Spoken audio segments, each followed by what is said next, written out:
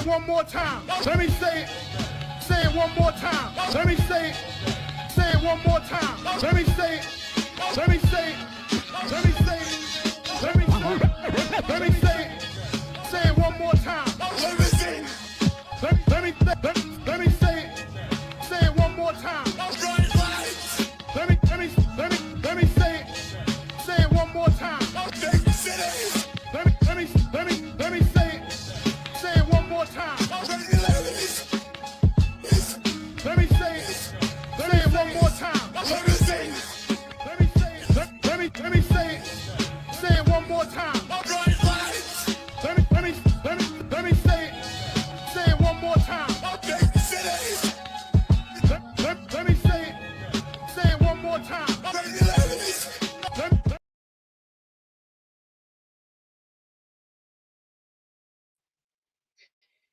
Mic check 1 2 1 2 is Big Gans on the set with no regret. Shout out to Lounge Low from the 160. And you rocking with the Ganser lifestyle. Yo, we in the building. We in the building.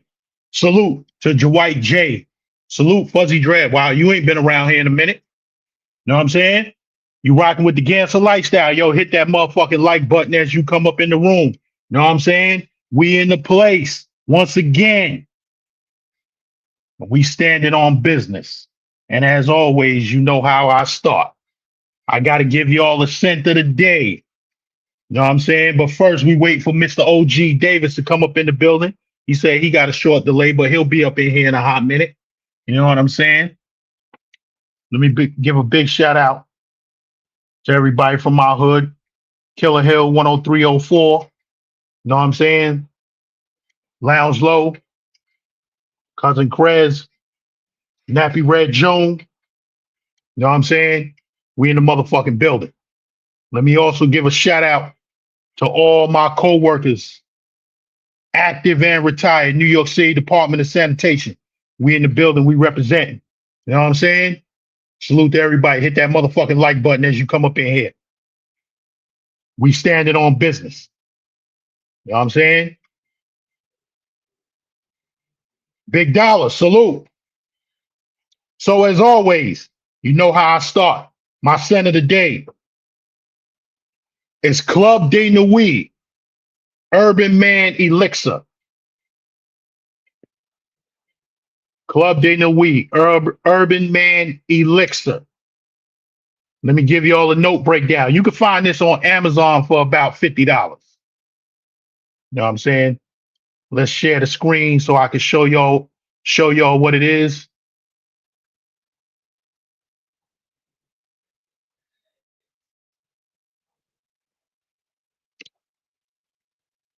So this is by Amath. So what I've been doing the Middle Eastern scents as of late. If you don't know, let me see, I got it over here somewhere. If you don't know, last week, my scent of the day was Al Harameen Amber Oud Aqua Dubai.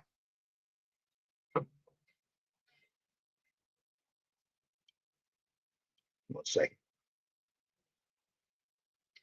Amber Oud Aqua Dubai. This is a take of Louis Vuitton, Imagination. But like I said, this smells better than my Imagination, in my opinion. This has that little vanilla twist to it. You know what I'm saying? Salute, Big Dollar. Thank you for the $2 super chat. But we getting back to this one. Club de Nuit, Urban Man Elixir. Right? So the main accords are amber. It's aromatic, citrus, fresh and spicy, musky, woody, lavender, soft, spicy, warm, spicy, and herbal. Now, what I get from this scent, it goes on soft, but it heats up. It heats up in maybe about 5 minutes, right? So Club de Nuit Urban Man Elixir by Amath is a fragrance for men. It was launched in 2022. The top notes are bergamot, pink pepper, orange blossom, jasmine. The middle notes are lavender, illamine, geranium, vevita, saffron, and marigold. The base notes are ambroxan, amber, cedar, patchouli, and labdanum. Now, I've been doing my homework on this scent, right? So the dudes and guys in the YouTube fragrance community, they've been saying that Club D Nuit Urban Man Elixir is a take on Dior Sauvage, which I have right here. If y'all don't know, like I said before, if you rocking Dior Sauvage, man, put this to the back, because everybody, this was a great scent for its time, but everybody was rocking Dior Sauvage, so you walking around smell like everybody else. So everybody in the YouTube fragrance community is saying Urban Man Elixir is a take off of Dior Sauvage. It's not. Left hand, I got on Urban Man Elixir. Right hand, I got on Dior Sauvage. And I've had both of them on for about a half an hour. These two scents are nothing alike. Shout out to K9. These two scents are nothing alike. Now, what Urban Man Elixir is a take of, and the reason why I bought it, Creed Absolute Aventus. That's what I'm getting from Urban Man Elixir. Creed Absolute Aventus. And for $50, as opposed to $400, you're getting a real steal. You're getting a real steal. It's very close. I'd say 95%. I'll bring it down a little bit. I'll bring it down to about 92%, because I'm not getting the longevity. I'm not getting the longevity out of Urban Man Elixir.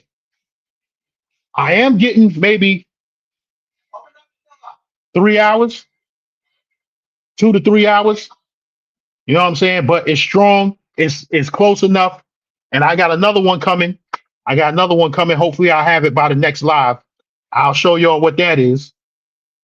And the other reviewers are saying that one is 99% to this. You know what I'm saying? So, OG Davis. Right. It's a clone of Creed. I just told y'all that. Salute to K9. Salute to B Mar Travels. Salute to Ronin Travelers. Okay, y'all got something going on, and I don't know what that's about. You know what I'm saying? Salute to all 37 people in the building. You know what I'm saying? Hit that motherfucking like button. We standing on business. So while I wait for Mr. OG Davis to come up in here, I'm going to drop the link. The link is only for him, for when he's ready to come up in here.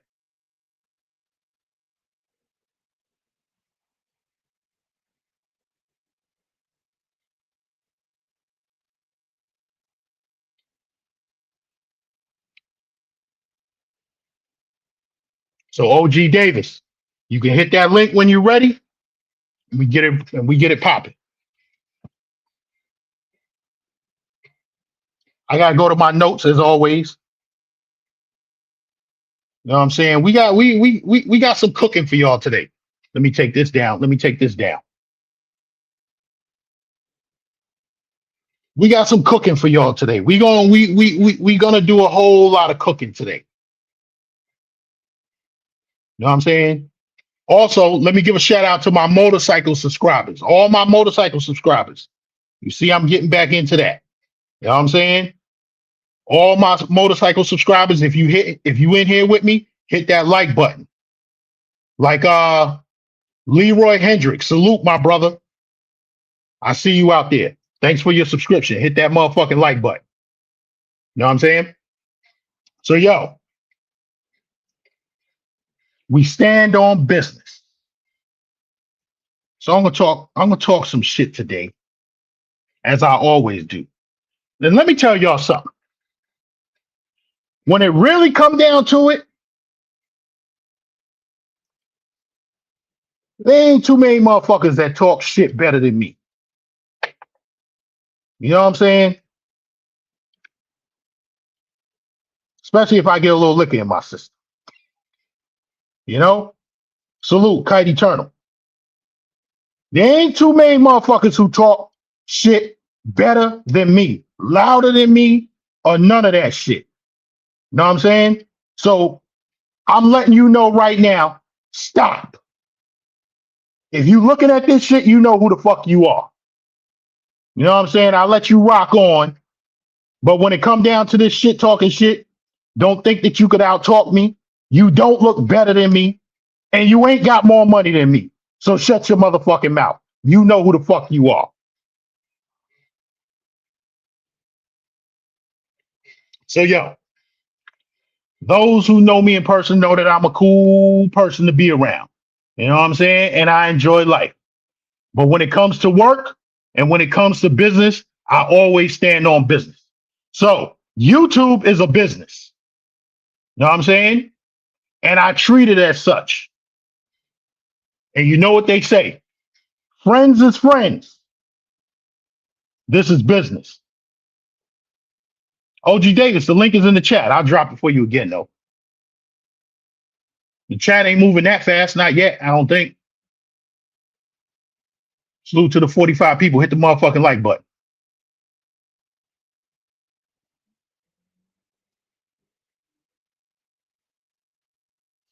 We're going to wait for OG Davis to hit that link.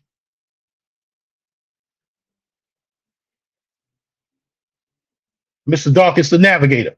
Salute.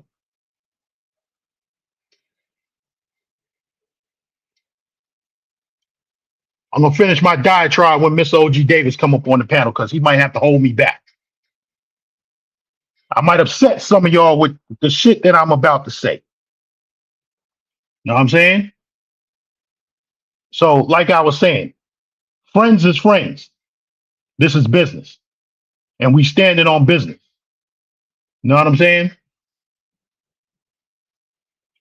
So, in this travel sector, I made a couple friends. Salute the Sunday Night Smoke. Salute the Jersey Hitter.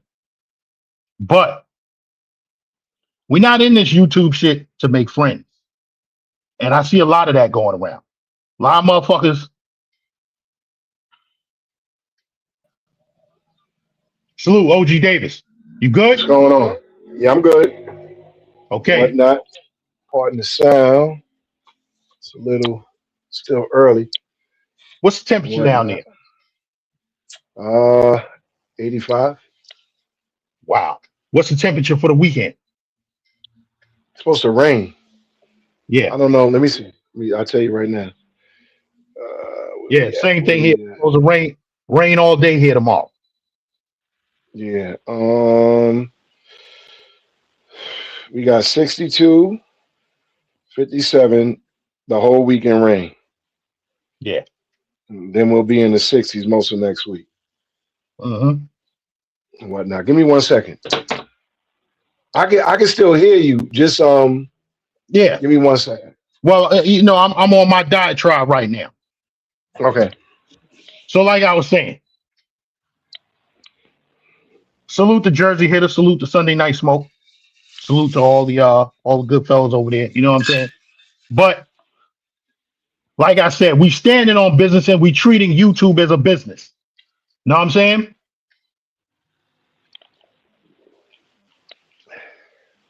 Not starving for money because we did our thing. We made our money. You know what I'm saying? It's a hobby, but it's still a business. You get what I'm saying? It's a hobby, but it's still a business. So, like I was saying, we aren't really here to make friends. I have all the friends that I need. Know what I'm saying? The people I grew up around, people I went to school with, people I work with. These are people that I know in person. I'm not out here to make salute, Bville. Bville, you ain't been around here neither. About to take your motherfucking wrench, motherfucker. Get on your job, nigga. But yo, like I was saying, we not out to make friends. If we see you, we say what's up. You know what I'm saying? But we're here to put out a message and share information and talk about serious topics. Now we can have some fun with the topics, but you see me in the place, I give you a pound. When you see me, I'm usually with my team. You know what I'm saying? And these are people that I've known for years. And we out chilling, we having a good time.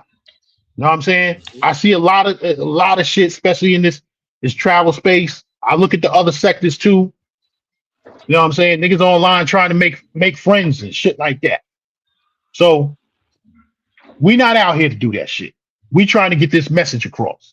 You know what I'm saying? Salute the Jersey hitter. Salute to the 55 people in the building. Hit that motherfucking like button. And also, we got a goal. We gonna try and hit the goal. You know what I'm saying? Even if I got to put towards the goal myself. Word. So yes, that's what I'm saying, OG Davis. So I hear what you're saying. You go to these countries. Listen, on the internet, I don't know what dudes is into. You know what I'm saying? You might be into all kind of fuckery. We don't know. You know what I'm saying? And certain dudes on the job we just didn't fuck with. You know what I'm saying? So you can't fuck with everybody. Exactly. So on this YouTube shit, like I said, we standing on business. And whatever some of these cats got going on in their life, I'm not trying to bring that shit into my life. You feel what I'm saying? Absolutely. Yeah. So go ahead. What you got to add to that? Well, since we're talking about standing on business, what is standing on business? Well, standing on business is basically being a man or a woman of your word. You know what I'm saying? Maintaining certain standards and boundaries that you're not going to sacrifice to appease or please anyone. You know what I'm saying?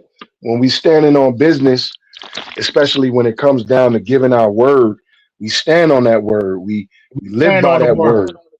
You know what I'm saying? You don't get nothing different. This is who you get. Standing on business is being responsible. You know what I'm saying? Being responsible not just with, things, or being responsible with people that might be in your care, but you being responsible for yourself. You know what I'm saying? So it's like a lot of times you run into people that don't stand on business, that you can't trust them. You know what I'm saying? My old pastor always used to say that trust is extended by truth. So standing on business is being truthful, being honest. As we said a couple of weeks ago, integrity. It's all about integrity. You know what I'm saying? You say what you mean what you say. Your yes be yes, and your no be no. And no is a complete sentence. Point blank. When you say no, that's a complete sentence. That's you standing on business. Yes. If I say no, that's it. There's nothing else to discuss. You know what I'm saying? We come on this. Go ahead. Like I say when I go to these foreign countries, no is no in any language.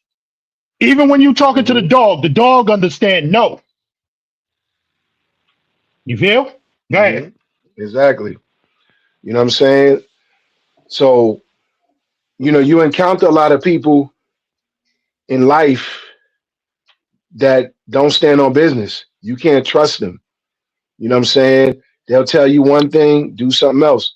Like he said earlier, we both worked with sanitation.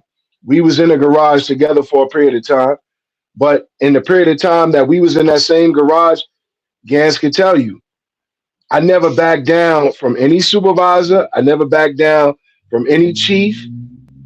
It was to the point where I had to let people know, like, y'all don't realize because I stand on business, I'm willing to take or sacrifice myself at the expense of myself to protect you, on this job. And I wasn't even a shop steward.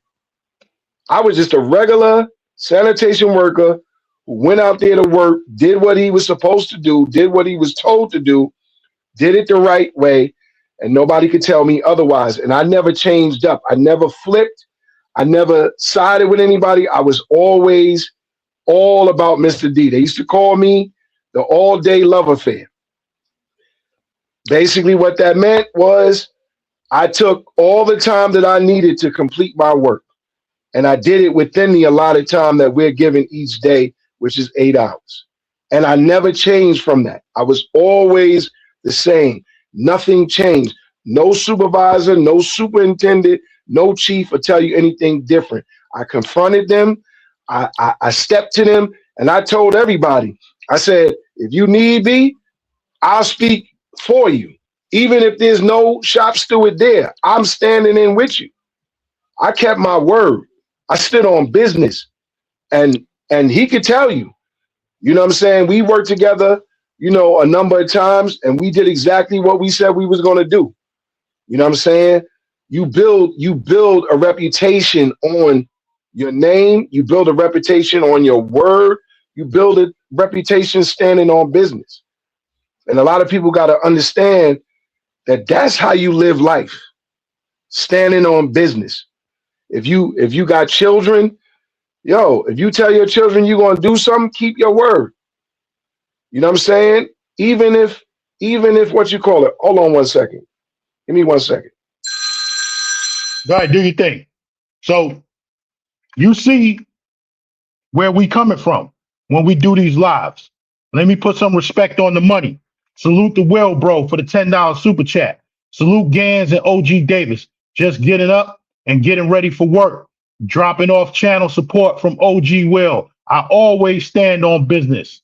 Have a good show. Thank you. Appreciate you, OG Will. That's a man that stands on business. Know what I'm saying? I never met OG Will, but I can tell by the way he talked, he's a man of his word. He stands on business. So you could see from the last couple of lives that we did where we're coming from. Today's show, Stand on Business. The show from 2 weeks ago, Integrity is Everything. Got a show from 2 months ago. A man that's about his business is always busy. Know what I'm saying? So this is where we coming from. And this is what we trying to talk to y'all about. You know what I'm saying? We not on no goofy shit. We standing on business. You know, like I said before in my last live. You got a couple trolls out there, people in the chat. Oh, Gans, what you lying about today? I don't have to lie to y'all. You know what I'm saying? I'm not out here to impress people on the internet that I don't know. You know what I'm saying? Yeah. I'm not about that life. You know, and people who know me in person, they know I talk my shit. I come on to you. Listen, everybody who's met me will tell you Gans is the same way in person that he is on the internet. I talk my shit, I pop my shit. That's just me. I've been like that for the past 35, 40 years. It ain't gonna change. Mm-hmm. Know what I'm saying? I said 35, 40 years.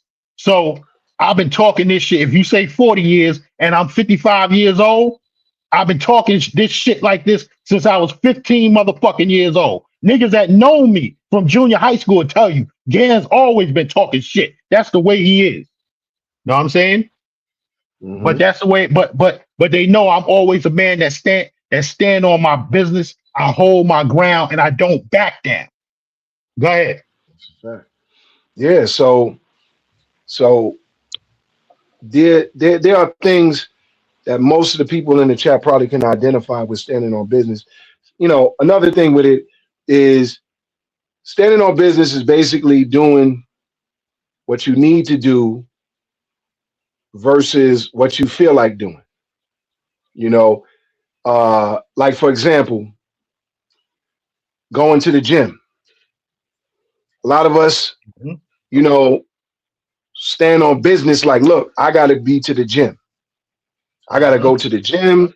I got to get this workout on because if I want to, not only be healthy, but be physically fit and, mobile, not just in my early years, but my later years, like, we're up there in age where we definitely got to be mobile. I'm kicking in at least on average anywhere from 3,000 to 6,000 steps a day. I'm not getting to the 10,000 because, I'm not in the environment where I can, I could do it, but there's so many things going on in my life that I at least get anywhere from 3,000 to 6,000 steps in a day. You know what I'm saying? But when you're standing on business, standing on business is basically executing over emotion, if you want to put it like that. In other words, you're doing what you have to do versus what you feel like doing. So when I use the example of the gym, you're going to the gym because you're doing what you have to do. You're bodybuilding. You're getting in shape. You're concerned about your health. You're doing movement. We don't feel like going to the gym every day. I don't know if Natasha is in the chat because I don't see the chat right now. But Yeah, Natasha, you know, if go I didn't, ahead. if Natasha, if you in the chat, type in the chat. And if we got any ladies in the house, hit hit the number one button so we know y'all in here because we got a Yeah, little something for y'all today. yeah. So she always like, yo, you outside today? And what she means by that is am I at the gym? Now, as of lately, dealing with different health concerns and personal situations that I've been dealing with, I haven't been making it to the gym. So I ain't been standing on business with the gym. I'm gonna be honest. That's standing on business. I'm giving you my word that I haven't been going to the gym on a regular. However, I've been doing alternative things to keep moving, keep, physical. So I've been walking. I've been, what they call it, farmers. I think it's called farmers walk or something like that, where you hold two bags on the side, or you can hold um, the weights with the little weights with the circle. I think it's Yeah, called farmers walk or something like that. Where you're walking right. through, maybe the hallway back and forth, with that. So, you kind of have balance and, you're still getting activity in. So I'm still doing some of the little things that I need to do, even though I do need to do more, as life happens and things are happening, I'm having errands to run that are very important right now that I'm dealing with, which I won't get into that. But the point is this: I'm still moving. So I'm still doing the things. The same thing like cleaning your house. You should be cleaning your house. Your house should be clean. Your house should be a That's business. representation of, yeah, that's business. Your life Your house of should your be, life. exactly. Your house should be a representation of who you are. That look, you go into somebody's house and their house is dirty, what can I say? They're not standing on Hold on. business. KB Scoop says no sound. OG Davis, I can hear you. Can you hear me? I can hear you. So KB Scoop, that must be something on your end. Chat. Let me know if you can hear me. Put a one in the chat if And you can hear he us. said it's good now. He said it's good now. Okay, yeah. So like you go into somebody's house and their house is dirty. They're not standing on business. They Hmm. may they may feel comfortable with that, but that's not standing on business. You know what I'm saying? You're supposed to clean your house, even if you don't feel like doing it. It's a representation of who you are. One of the number Hmm. one things that you should stand on business is arriving on time. Now I told Gans I would be here even earlier long before we even got close to starting the live stream. I told him I'll probably be about 10 minutes late or whatever, because I had some things to do. I was out and about in the street, you know what I'm saying? And then, before he started the show, I typed it in the chat. I'll be 15 minutes. You know what I'm Right. saying? Being on time. People always have this thing, oh, color people time. Listen, regardless of whether it was a joke, something they said back in the days about, black folks, yo, be respectful to people's time. If you say you're going Mm-hmm. to be somewhere at such and such a time, be there. When Mm-hmm. you go to work, you respect your employer's time by getting there on time. Otherwise, Mm-hmm. you'll be penalized for being late. You'll lose money, and that's going to make you mad. But why should it make you mad if you show up somewhere where you're supposed to be meeting someone on time? It should make you just as mad as if you get to work late. Why should it be anything different? You should, just like you have the same respect for work because you're getting paid, you should have respect for people's time because you're still getting paid their time. They're Mm-hmm. wasting time and waiting on you to be somewhere on time. Time is a currency. Time moves. That's the one currency that we don't, only thing we get with a return on investment is using it properly.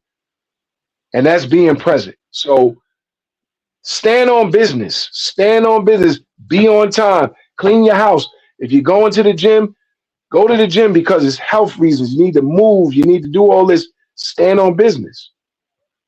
Okay. Well, let me take it from here. Since we're talking about work, Bville Lee, he said 9 o'clock means 8:45 to him. That's what's up. Any New York City sanitation workers in the building, put a 1 in the chat and hit the like button.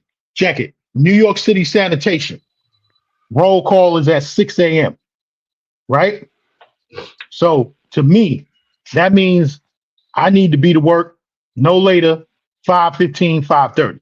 You know what I'm saying? Mhm. Because most sanitation garages, you get there, they're making moves on the board, right?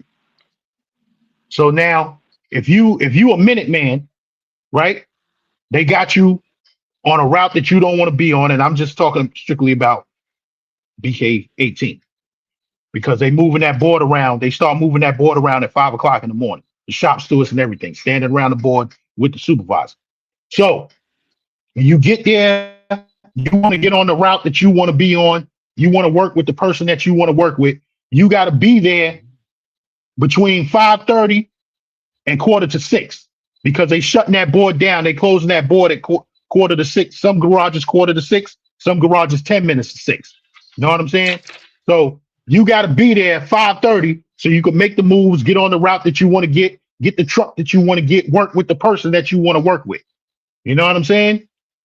New York City Department of Sanitation ain't no time for Minutemen, and it ain't no time for Johnny come latelys. You know what I'm saying? Because when you on that garbage truck and the numbers done went up since we retired, I think it's about $70 to $75 a day on top of your regular pay every time you on that truck picking up garbage, right? So if you come there 6:10, 6:15, God forbid 6:30, they putting you out there on a sweeping the streets. Ain't no money in that.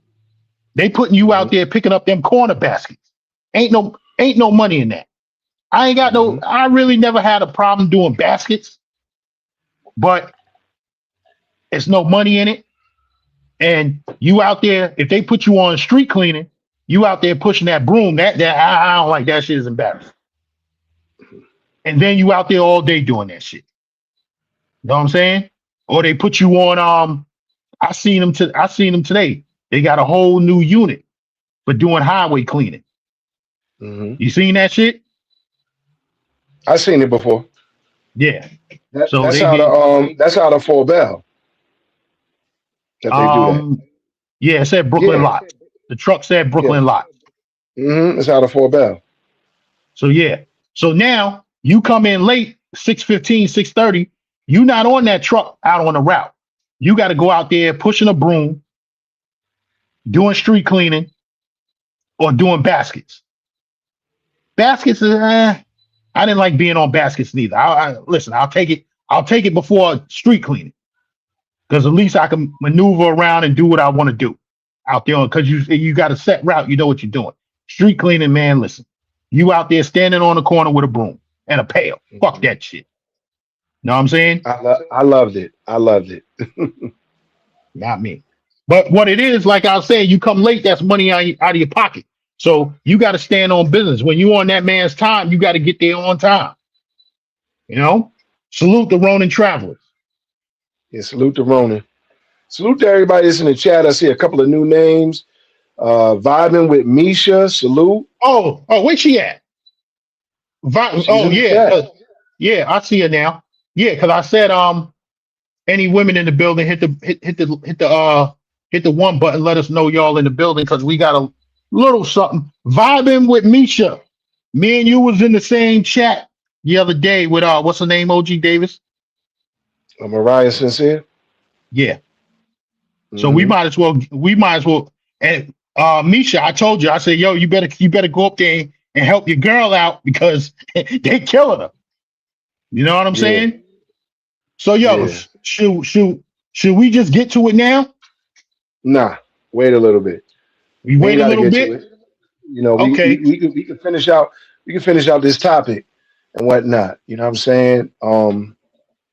You know, go ahead. you got any personal stories about it? Like, you know, story time begins. Like any personal stories where you needed to stand on business? You're gonna have to give me a minute to think about it. But you know, it's always work related. Yeah, I mean, you know. Okay, when we put these trips, hold on. Look, when we put these trips together, right?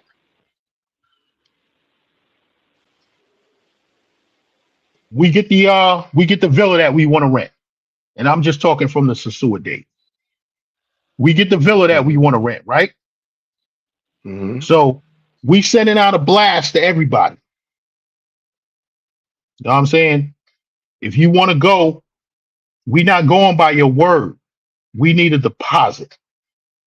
You know what I'm saying? So if we telling you we need a $200 deposit by such and such date, because we got to get the money in to the Airbnb host or the property. Let's say it's Hispaniola. We got to get the money into the property management by this such and such date. You know what I'm saying? So now we need everybody to have their money in on time. If you don't have your money in, then we got to go to the next person. You say, yo, if you want to go, this is what we need. You know what I'm saying? Now, the way we do it, that deposit is non-refundable. So if you decide later on you're not going, you lost your deposit unless we can get somebody to replace you. So OG Davis, let's say you going on the trip, right? Something happened in your family, you got to cancel. I say, Davis, yo, you know how we work in this. You know, if something happened in your family, death in the family, we not holding that against you. Matter of fact, I'm gonna take the loss. The money's coming out of my pocket. Here, you can have it back. But if you just on some bullshit, I don't feel like going. Fuck that shit. Blah blah blah. Listen, man. Listen, we done already got the wheels going in motion. You know what I'm saying?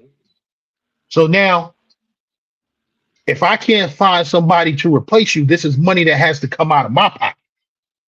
Right. You feel what I'm saying? Now, if somebody replace you, by all means, you got your $200 deposit back. So that's standing on business. That's just the way. When we put these trips together as a group, we doing it as a business. You know what I'm saying? And somebody said to me one time, "Oh, Gans, you charging your people?" But yes, the fuck you think nigga gonna go for free? No.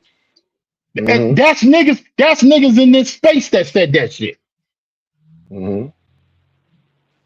No, this shit is a business. When we putting these trips together, this shit is a business and we have to treat it like that. Know what I'm saying? If you getting your own Airbnb, then that's something totally different. You can work that out with them.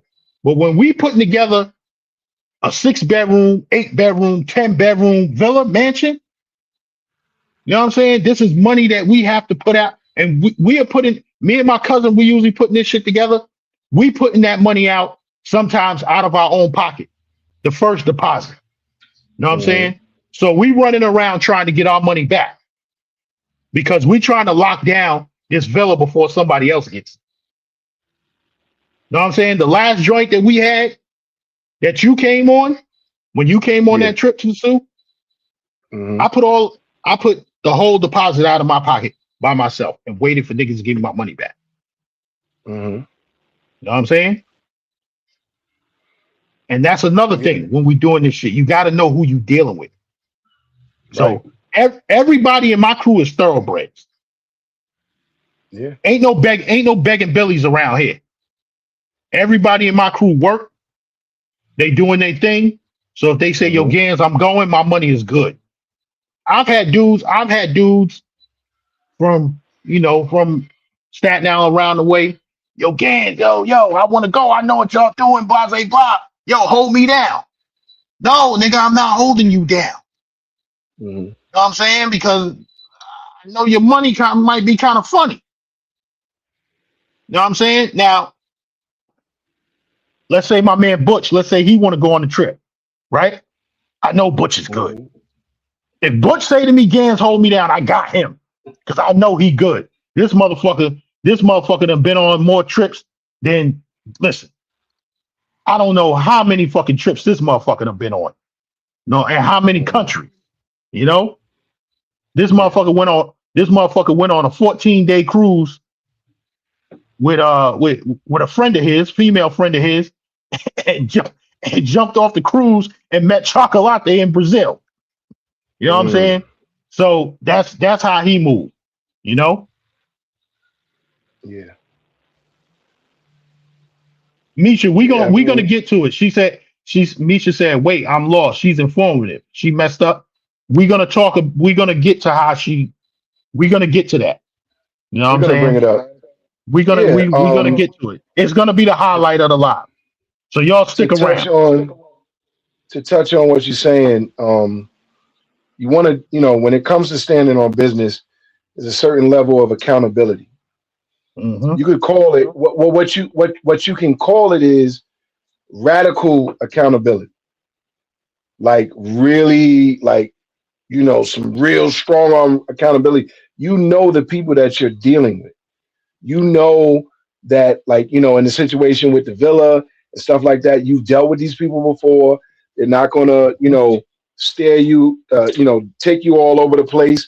Oh, I'll get you the money next week. And then, they end up not going on a trip. You've dealt with the same people multiple times. So when you're dealing with standing on business, when it comes to people, like I said earlier, trust is extended to the limit of truth. Truth establishes a reputation. The more truth you tell, the more trust I got for you. You know what I'm saying? So you definitely got to know who you're dealing with. You know what I'm saying? When you're dealing with it on a personal level, let me give you a little story time. 2022, I was diagnosed with atrial. Well, no, that was 2021. I was diagnosed with AFib, and I had another diagnosis with my heart. You know what I'm saying? And I was going to my cardiologist, and my cardiologist told me, he was like, look, the way to deal with this, because I was up in weight and stuff like that. So he says, the way to deal with this, I need you to get as skinny as you can get. I don't want you to lift weights heavy. I don't want you to do those things. I want you, you can lift, but lift light. Just make sure that you can get as small as you can get. Ironically, I didn't even know that Gans was on the same mission at that time as well. So we both was like, on opposite ends of the earth, losing weight. So I had to stand on business. I had to think about my children. I had to think about my family. I had to think about there's things that I still have left to accomplish, and the only way that I can, defeat, now I ain't gonna say defeat, but at least be able to deal with these conditions, as healthy as possible is to lose weight. You know what I'm saying? Is self-care. You know what I mean? And for the next, I say 8 to 10 months, I was really crazy with it. You know what I'm saying? I Mhm. changed my whole nutrition up. I stopped eating junk. I stopped doing all those things and started eating right, started paying attention to what I was eating. You know, I can tell you exactly what I did, but I'm not going to tell you on this live, maybe another live. But I ended up losing 100 pounds in 10 months. Mm. Now, that was insane, but it took some time, and what ends up happening is when you lose weight that fast, it's easy to gain it back real quick. Yep. They say you should lose anywhere from 1 to 2 pounds a week, you Hmm. know, and I started catching that weight back, you know.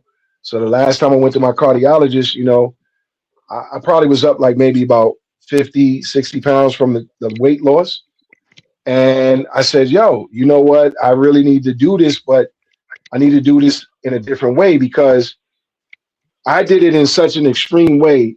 It wasn't like it's so extreme to the point where I'm on a Atkins diet or any of one of these diets. All I did was remove certain things from my diet and I increased my fasting period.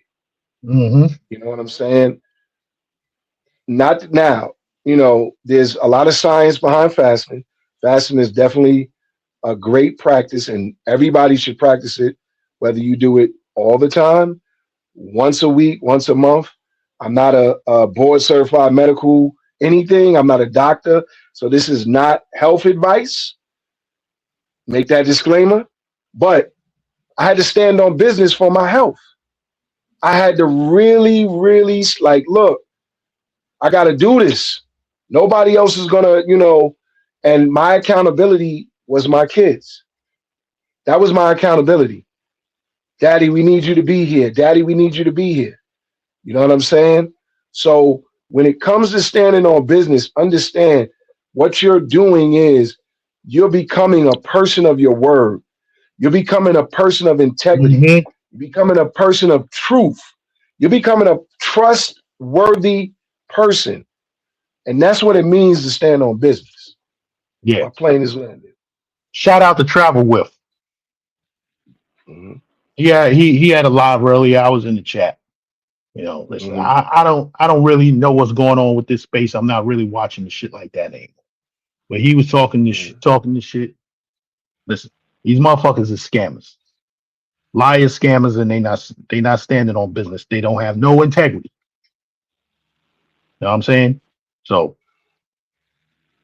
people think I'm talking about the two. No, I'm talking about more than just them two. You know what I'm saying? Listen, let me jump in real quick. I just want to touch this real quick because I know we said we wasn't going to go into it, and I don't really want to go into it, but let me just say this.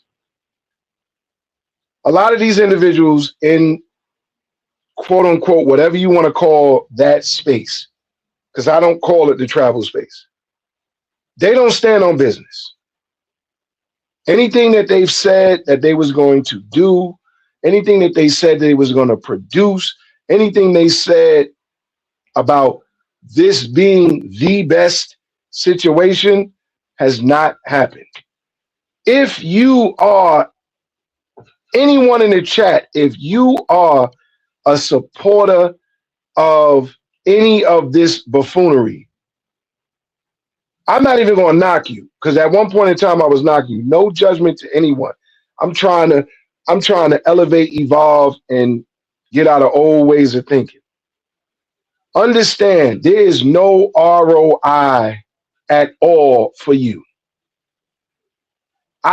I get it. You may be investing in the comedy and the crash out of this content, and it may be entertaining to you, but there is no return on your investment None in this whatsoever. buffoonery. Okay. This is not standing on business. This is, Hmm. guess what? You fools are sending me money so I can go do the things that I want to do at your expense. And I can disappoint you time and time again, knowing that you are going to give and give and give until the wheels fall off. Okay.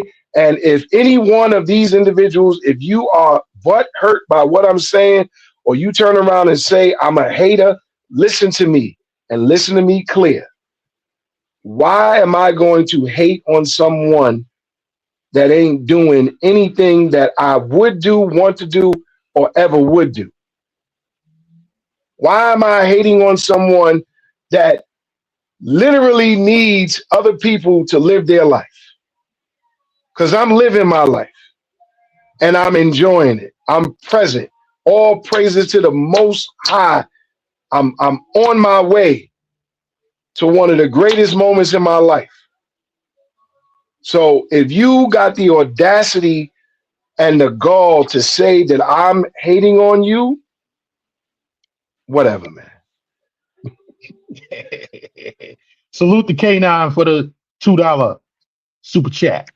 Appreciate you, K9. Play dog. That's a bad comparison, play dog. He said Gans 108 Harley is king like Budweiser. Play dog. Budweiser is the nastiest beer out of all of them.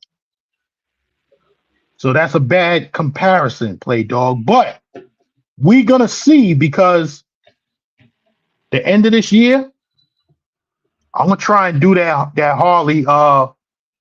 Harley Street Glide, the Harley Street Glide, CVOST. Mhm. And if I can put my money together right, I can do it without trading in the Indian. So I'll have both. Mhm. You know what I'm saying? Facts. And that's that, yo, that bike there's, you're talking $45,000 for a motorcycle. That's the price of a Honda Accord. There you go. Let me Google that shit real quick. Mhm. Actually, no, we're not gonna Google it. We're gonna go to my new friend. We got the new friend now. Hold on, OG Davis. Mhm. Yeah, I'm talking to the motherfucking robot. What up, chat? Hey, not much. Just here to chat. What's going on with you today? What's the price of a brand new 2026 Honda Accord? The starting price of a brand new 2026 Honda Accord depends on the trim level. The base LX starts around $28,395, while the SE is closer to $30,695. If you're looking at hybrids, the Sport Hybrid is around $33,795, and the top tier Touring Hybrid is about $39,495. Just remember, dealer fees and options can affect the final cost. So the top of the line Honda Accord is $39,495. Play dog. That Street Glide CVO ST is $45,000. You're talking $45,000. Sticker price. Suggested retail price for a motorcycle. Mm. But we'll see.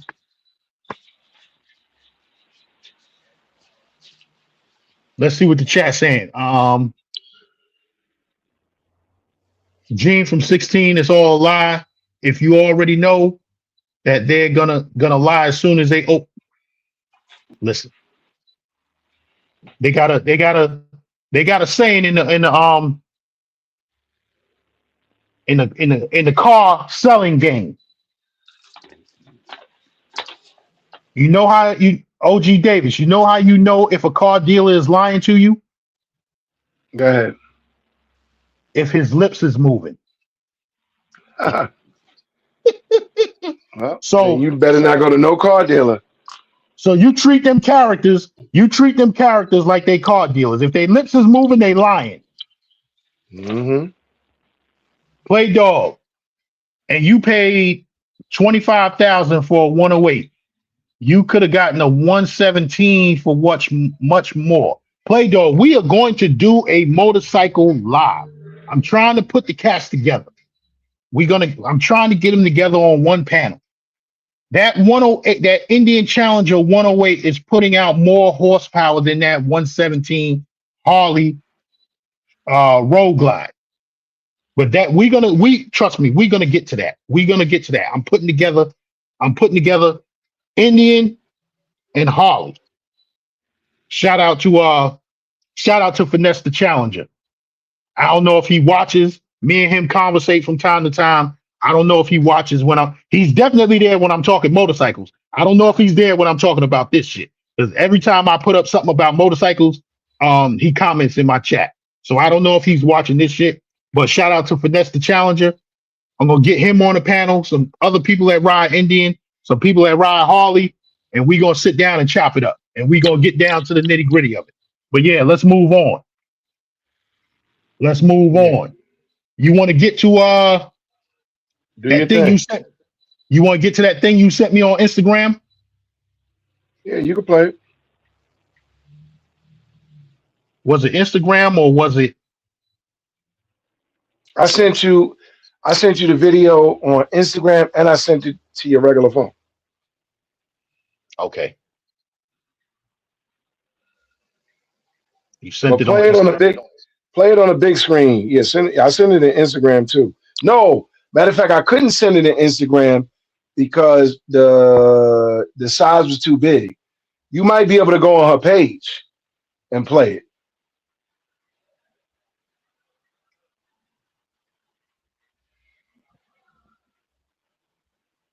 Oh yeah, it's your boy. Anton Daniels and me. It's your boy. Oh, that. That yeah, Tampon Daniels. Now I ain't Yeah. gonna disrespect him. I ain't gonna disrespect him like that. Anton did because I was listening to his live this morning. And he was dropping a lot of shit this morning. Oh, where's my notes? Because he did drop something that I wanted to get into. Um, Spirit Airlines. Damn, I didn't get a chance to research it. So but Spirit Airlines is asking Trump for a bailout. Hmm. I wanted to get into that, but I didn't do my own research on it because today I didn't go to the gym today. We spoke earlier. I was working in the yard. Yeah, but that's still Yeah, working out. that was my workout for today. Know what I'm saying? Working in the yard, getting my backyard together. So Hmm. while we going, I'm gonna see if I can find it because Khalil gonna come up here to run his mouth. I don't know where he at. It's 8:30. He gonna Hmm. be up here. At some point. Yeah, at some point. So let's see what else we was gonna get into. Uh, I'll save that for later.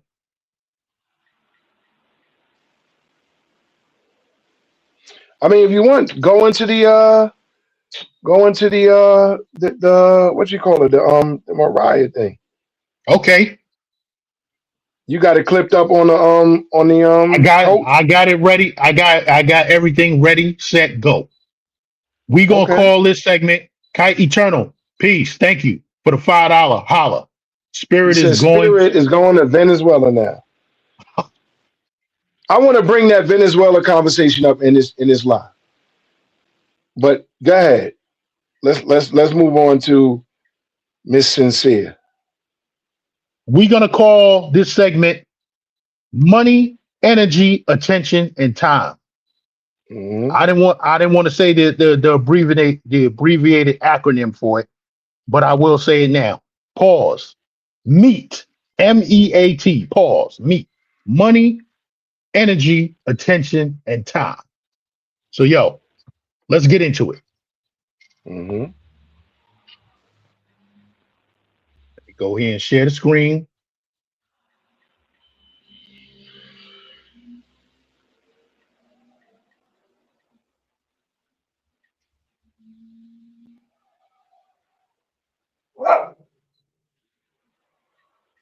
Is this it? Yeah, that's it.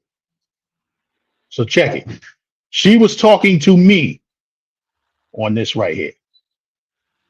So I was on a YouTube live stream yesterday and we were talking about pay for play. Now, it's always been my opinion that pay for play serves a functional purpose in society. I might explain what I mean by that in another video, but basically, I support your right to pay these hoes. Matter of fact, I believe that pay for play gave a lot of you men a chance. The claim that all men pay for it in the end is definitely a coping mechanism. And I can tell that a lot of y'all have never really had a woman love y'all.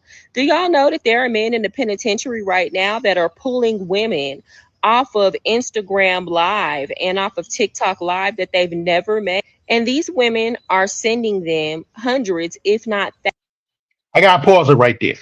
Why, Khalil? Bring your ass to the panel because you one of them. Why, whenever we talk this shit, you gotta talk about motherfuckers in jail. But let's continue. Thousands of dollars a month to fund their lifestyle in the penitentiary.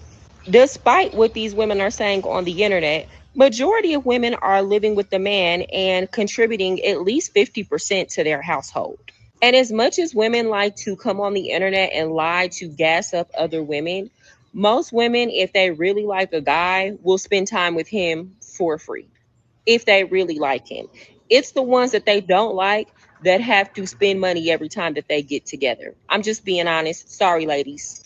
The same girl that you paid $100 to sleep with when you come here has a boyfriend in the barrio that's living with her and she pays all the bills. Did he pay anything? Again, I can tell that most of y'all ain't never really had a woman love your dirty draws. You know, the type that's gonna stay with you through thick and thin when you're up and you're down. Those exist. They out there. Y'all aren't gonna find them because y'all overshoot in the looks department and y'all are constantly chasing hoes. But to classify all men as tricks and all women as gold diggers because you deal in transactional relationships is quite frankly lame and it shows a lack of accountability. Passport bros make the wild. Now, number one, over here at the Gangster Lifestyle, we ain't no motherfucking passport bros. That's number one. Mhm. So let's throw that shit out the window. You know what I'm saying? When I go Right. overseas, I ain't looking for no wife. I ain't looking for no girlfriend. I'm looking to party, have a good time, bring my ass home. If I'm down there conducting business, like say, like what we was talking about earlier, looking for apartment, shit like that, because we're retired. We don't want to be in this cold weather in the wintertime no more. We rather go someplace warm. So if I'm conducting that type of business, then I'm conducting that type of business. You know what I'm saying? Mhm. But looking for wife, looking for girlfriend, you can have that shit. Been there, done that. Right? That's that passport bro Mhm. shit. We not that over here. Right? That's right. X-ray, X-ray. I will drop the link. Give us a minute. But you're gonna have to show your face before I bring you up. You know what I'm Mhm. saying? You got something to say to that before Yeah. because listen, Let me say. go Wait, ahead. hold Go on. ahead. Let me say something real quick because I gotta make a call, so I'm gonna be excused for a few. But here's the thing. Let me just say this. I know Mariah is sincere. You know what I'm saying? We haven't met in person, but we met originally. We first encountered one another on Mentuition's podcast. Shout out to Mentuition. Shout out to Al, Steve. They over there doing their thing. They shouted us out the other day Shout out to on their Mentuition. show. So Shout out to shout out to Mentuition. Mentuition. You know what I'm saying? So she was on their show, and basically, obviously, she didn't agree with a lot of points that they were, putting out. Listen, everybody is entitled to their opinion, and there are certain facts that are out there. Hold on a second. Go ahead, Gans. Okay. So listen, I got friends that did time, right? And when they came home, they had to get themselves on the right track and whatever, whatever. And they want to be productive members of society. So that's what we are. We are productive members of society. You get what I'm saying? So the jail dude, listen, let me talk about it like this. So she said women are sending men in jail money, pictures on Instagram, shit like that. Let me tell you something. That dude in jail probably got 10, 20, 30, maybe 50 women sending him shit, right? But guess what? He can only, if he's in jail, he can only have sex with one. And that has to be a conjugal visit, which means he has to be married to her. So all of that shit, the jail dudes, all of that shit is null and void about what they doing this, blah, blah, blah. Because when they come home, they trying to be productive members of society. Trust me, I know dudes that been in the penitentiary. You know what I'm saying? They come home, they not trying to go that route no more. Most of them are. I'm gonna drop the link. X-ray, you're gonna have to show your face.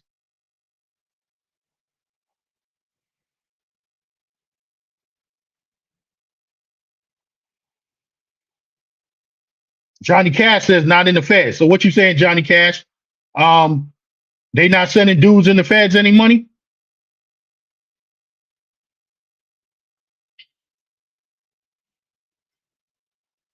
What you saying? They not sending dudes in the feds any money, or in the feds they can have conjugal visits without being married? Which one is it? Tell me. So, but we're gonna go to the next segment. We're gonna drop her down.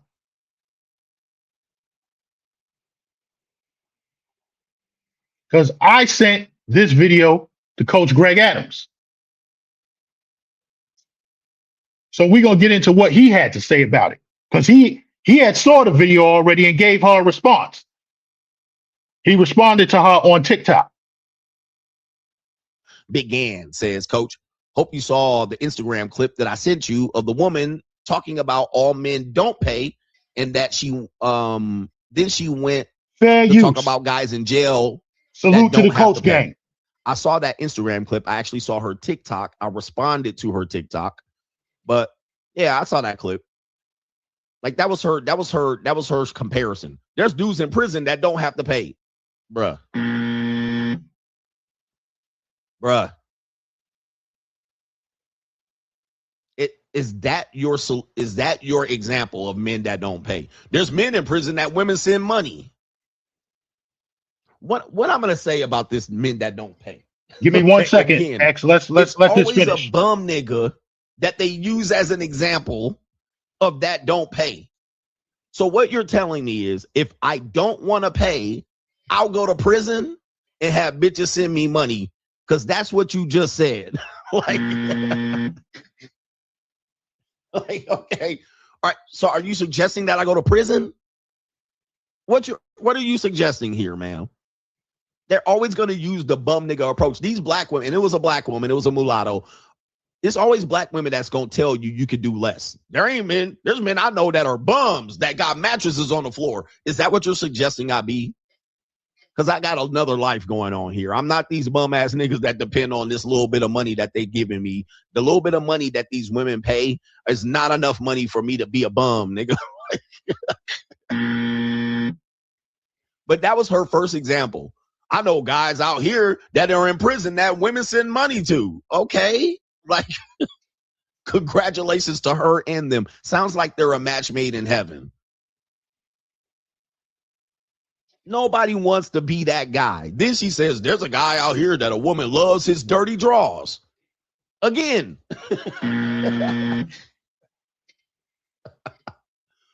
One more time.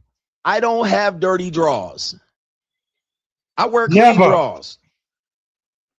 Are you suggesting that I wear dirty draws to get a woman?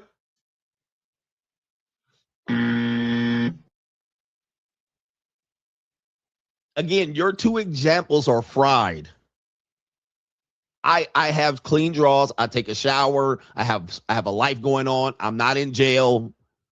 Can you give me another example of a man that's highly successful and then the woman just keep tricking on him? Like, can you give me an example of this?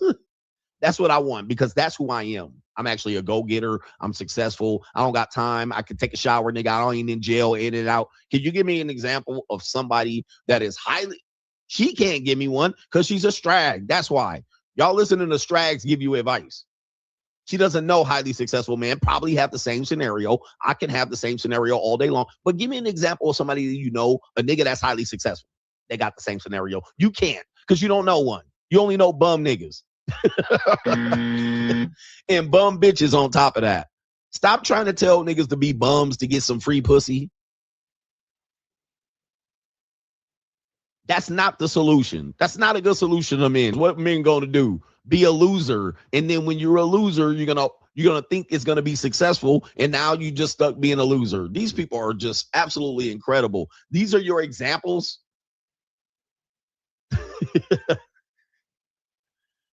It's so tiring. I'm like, damn, bruh. Shout out to Big Boy. Says Coach. All right. Let me go here. Hold on. Let me X that out.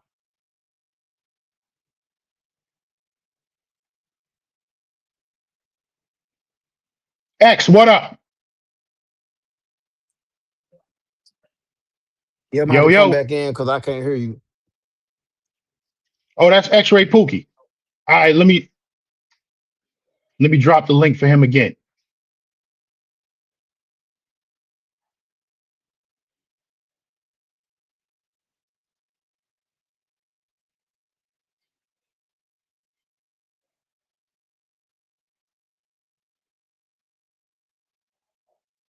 Okay, Romeo Guerrero, what you saying? That's not what her message was saying. You trick niggas are always taking shit out of context to justify tricking. Let's get to that. Let's get to the trick part. Romeo Guerrero, Bville Lee is here. Romeo Guerrero, you can hit the link to it. Explain me where a man doesn't pay. Please, please come on and tell me where a man doesn't pay. In life, a man has to pay for a woman, whether she a hoe, she a regular woman, girlfriend. You're courting her, you have to take her on dates. You have to spend money, right? Married men spend the most money because he's trying to be a productive member of society. So he's holding down the house. Yes, the woman helps, she contributes, but the man is paying the majority of the bill. X-Ray Pookie, you want to argue with me? Bville with E, what up? Salute. How you What doing, up? man? Salute, Gas. Salute, What's salute, up? Salute. X-Ray. How y'all doing, man? Appreciate you Wait, having wait, me. wait, wait, wait, wait. Hold on for a second. Wasn't there a statement that you gave me? American black woman, something another. Miss you, American. I'm an American black woman. You remember that statement? And I I'm an American. You don't remember the whole thing. I got it. So I got it somewhere recorded. But anyway, let's go. All right. Well, first of all, what's up, Gas? Salute to you, What the up? What show, up? chat, Mr. OG. And who is that down there in the pen? That's X-Ray? That's X-ray. Yes, Oh, what's sir. up, X-Ray? What's up, All brother? right. The Hold, first hold, thing, hold, hold, hold. 1 second, Misha. If you want to come on board, please, because we want a woman's opinion. Go ahead, the Bville. first thing, the first thing that I want to say that, in my opinion, invalidates her whole statement is that number one, black men aren't a monolith. You can't compare a person that's locked up to a free man. And number two, no disrespect to the ladies that's listening or everything. I don't feel, and this is my personal opinion, that a woman can tell me how to or what it takes to be a man. They can give you that even go for my mother. They can give you advice and say, well, hey, baby, I would do it. You should do it like this or do it like that. But when it all boils down, I don't think a woman can tell me how to be the man. But her whole thing is invalidated because she's comparing two different types of men. She's comparing a hardworking man or a high class man or whatever kind of man you label against somebody that's locked up behind bars. That's not a fair comparison. Not to me, in my opinion. Yeah. Okay. It's a lopsided Okay. comparison. How's it even fair for the man that's locked? See, man, this is a crazy argument. Ever since I came in this crazy space, I've been saying everything this woman been saying. I done talked about it on K9 show. I done talked about it against Games, but Games said it many times. Everything this woman said on that video is everything I've been saying since I came in this space. I don't know where you Mhm. niggas get this all men gotta pay shit from. It's the craziest, lamest cop out of shit I've ever heard in my life. As a man from the streets of Memphis that ain't never really have nothing growing up, all we knew was to learn how to talk and finesse things out of women. That's all we knew. Not saying that I don't got my own shit, but I ain't never ran across a situation where a woman looked at me and said, "Oh, you got to pay to go take me on this date." Ever since ever since I've been an age, a woman to be like, "Oh, I can't go out because I don't have the money to pay for it." But maybe that's just the type nigga I am. Everybody that know me in this space know I've been saying this since I came. Then the clown that had the great beard on, getting on there talking, he laughing as if what she's saying is wrong. She ain't saying nothing wrong. She's saying everything I've been saying and other niggas out there like me been saying. Now, if you a man who ain't been able to reach that because a woman don't like you like that, or you ain't got enough game for one, and all that, all men, oh, well, you got, or well, you paying for dinner, or you paying for rent, nigga, that's your wife, that's your woman. I'm talking about somebody out here on the street that I'm just meet I come across and I want to take out and knock her down. Nigga saying you got to pay for that, so that's the reason to go overseas and pay for it. And BB, you saying, oh well, you can't compare a man in jail to a man on the street. It's worse that men in jail getting women for free and they paying for stuff. And niggas on the streets with jobs and money can't do it. That's how lame niggas is now. Okay, That's let me how ask you. lame niggas is now. Okay, let me ask you a question. If a dude is locked up, right, and a woman is attracted to him, and somehow they hook up, who's the one that's really getting played, the dude or the woman? The woman getting played, of course, but what they got to do with the men on the street? What they got Okay, to do with men on the street? okay, hold up. That's I'm gonna answer your question. That's why I said you said that I said she was wrong. Clearly I said I disagree with her opinion, and her comparisons are incorrect because like you just said, what does it have to do with a man on the street? So what does a woman messing with a dude in a federal pen got to do with a man messing on the street? I didn't Got it. say she was wrong or right. I said I disagree with her assumption of what she's saying because she comparing apples with oranges. Now, Well, and as well, let me far answer as that, that. go ahead. Let me answer that. The answer to that is that what are you talking about? It's apples. It's not apples and oranges. She's saying if a nigga in jail locked up that can't even satisfy a woman with money, he can't satisfy her sexually, but she's sending him money. He got a game that weird lame niggas on the street ain't even got. Okay, How are but we saying? What are we talking about? okay, but I could tell attention. Women are sensitive creatures. Some women out here get so much, emotional good feeling out of getting attention. It doesn't.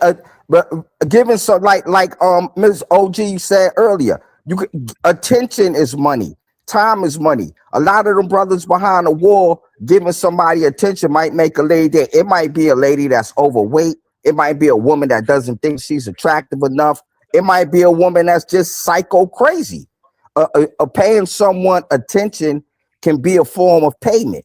Okay, you pay her attention, she sends you money, just like that. So niggas got ADHD that ain't in jail then. Niggas can't sit down and text. Nigga, I can text 20 different women at one time if I want to and give them attention all day like they the only one. It don't take a lot. And niggas constantly making You excuse heard what after excuse after excuse. Like you it's a heard what reason that you gotta go and pay for it. It ain't. X-Ray. Did you salute OG Will? X-Ray, did you hear the Salute. words that just came? Did you hear the words that just came out of your mouth? I know what I said. The jail nigga, that's what the jail nigga has. He got nothing but time. Right. He got nothing but But time. We what they gotta outside. do with us on the street? Me, listen, I'm about to tell you. Me and OG Will, Bville E, even you, X-Ray, because I know you get to the bag. You ain't got time to be this all day. You got to get to that bag. The dude in jail, he got that kind of time because he ain't got nothing but time. Go ahead. So this is the thing. I've set myself up to where I don't have to do extremely hard work or physical work with my hands. I've set myself up where I can have my phone in my hand and do what the hell I want to do all day long. I know a lot of niggas pushing factories and doing things like that where they doing hard labor work. I ain't got to do that because I done set myself up like that.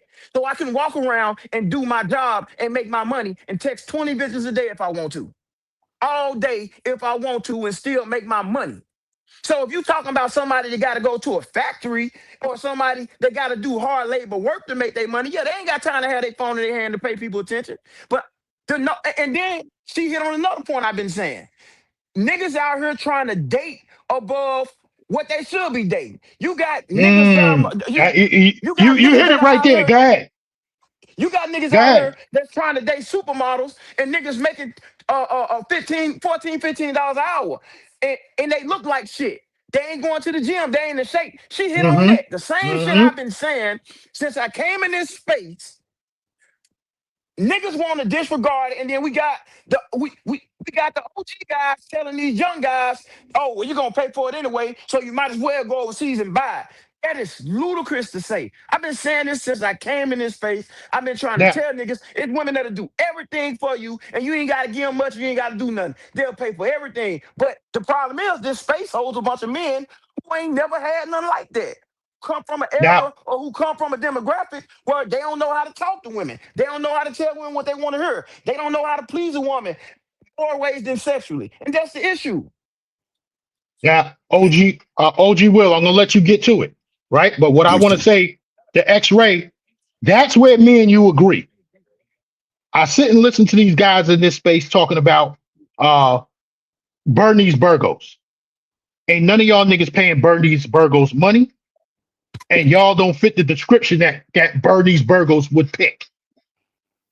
None of y'all niggas, not even me, and I'm a handsome motherfucker. Look better than 90% of y'all in this space. But OG Will, go ahead. Yeah. All right. What's up, fellas? What's up? What's up, OG? B Bill E. What's happening with, What up? with my boy X-Ray? What's up? Gans. But I'm here just real quick. I want to tell you guys something. If you've never been pursued by a woman, then that's out. You will be paying. If you've been pursued by a woman, you know that you don't always pay. That's a fact. Okay. I'm just running game by you. Now, I've been to a club. I walked into a club and a dude is standing up talking to this chick sitting at the bar. I walk up, she gets up and gives me her seat and buys me a drink. I'm telling her, no, that we good. No, she basically makes me, buys me a drink. Homeboy's looking at me like, what? So I'm just telling you that some dudes will never have that experience. I danced with a chick, right? I seen her on the news, but I just act like, she's like, one of the news ladies.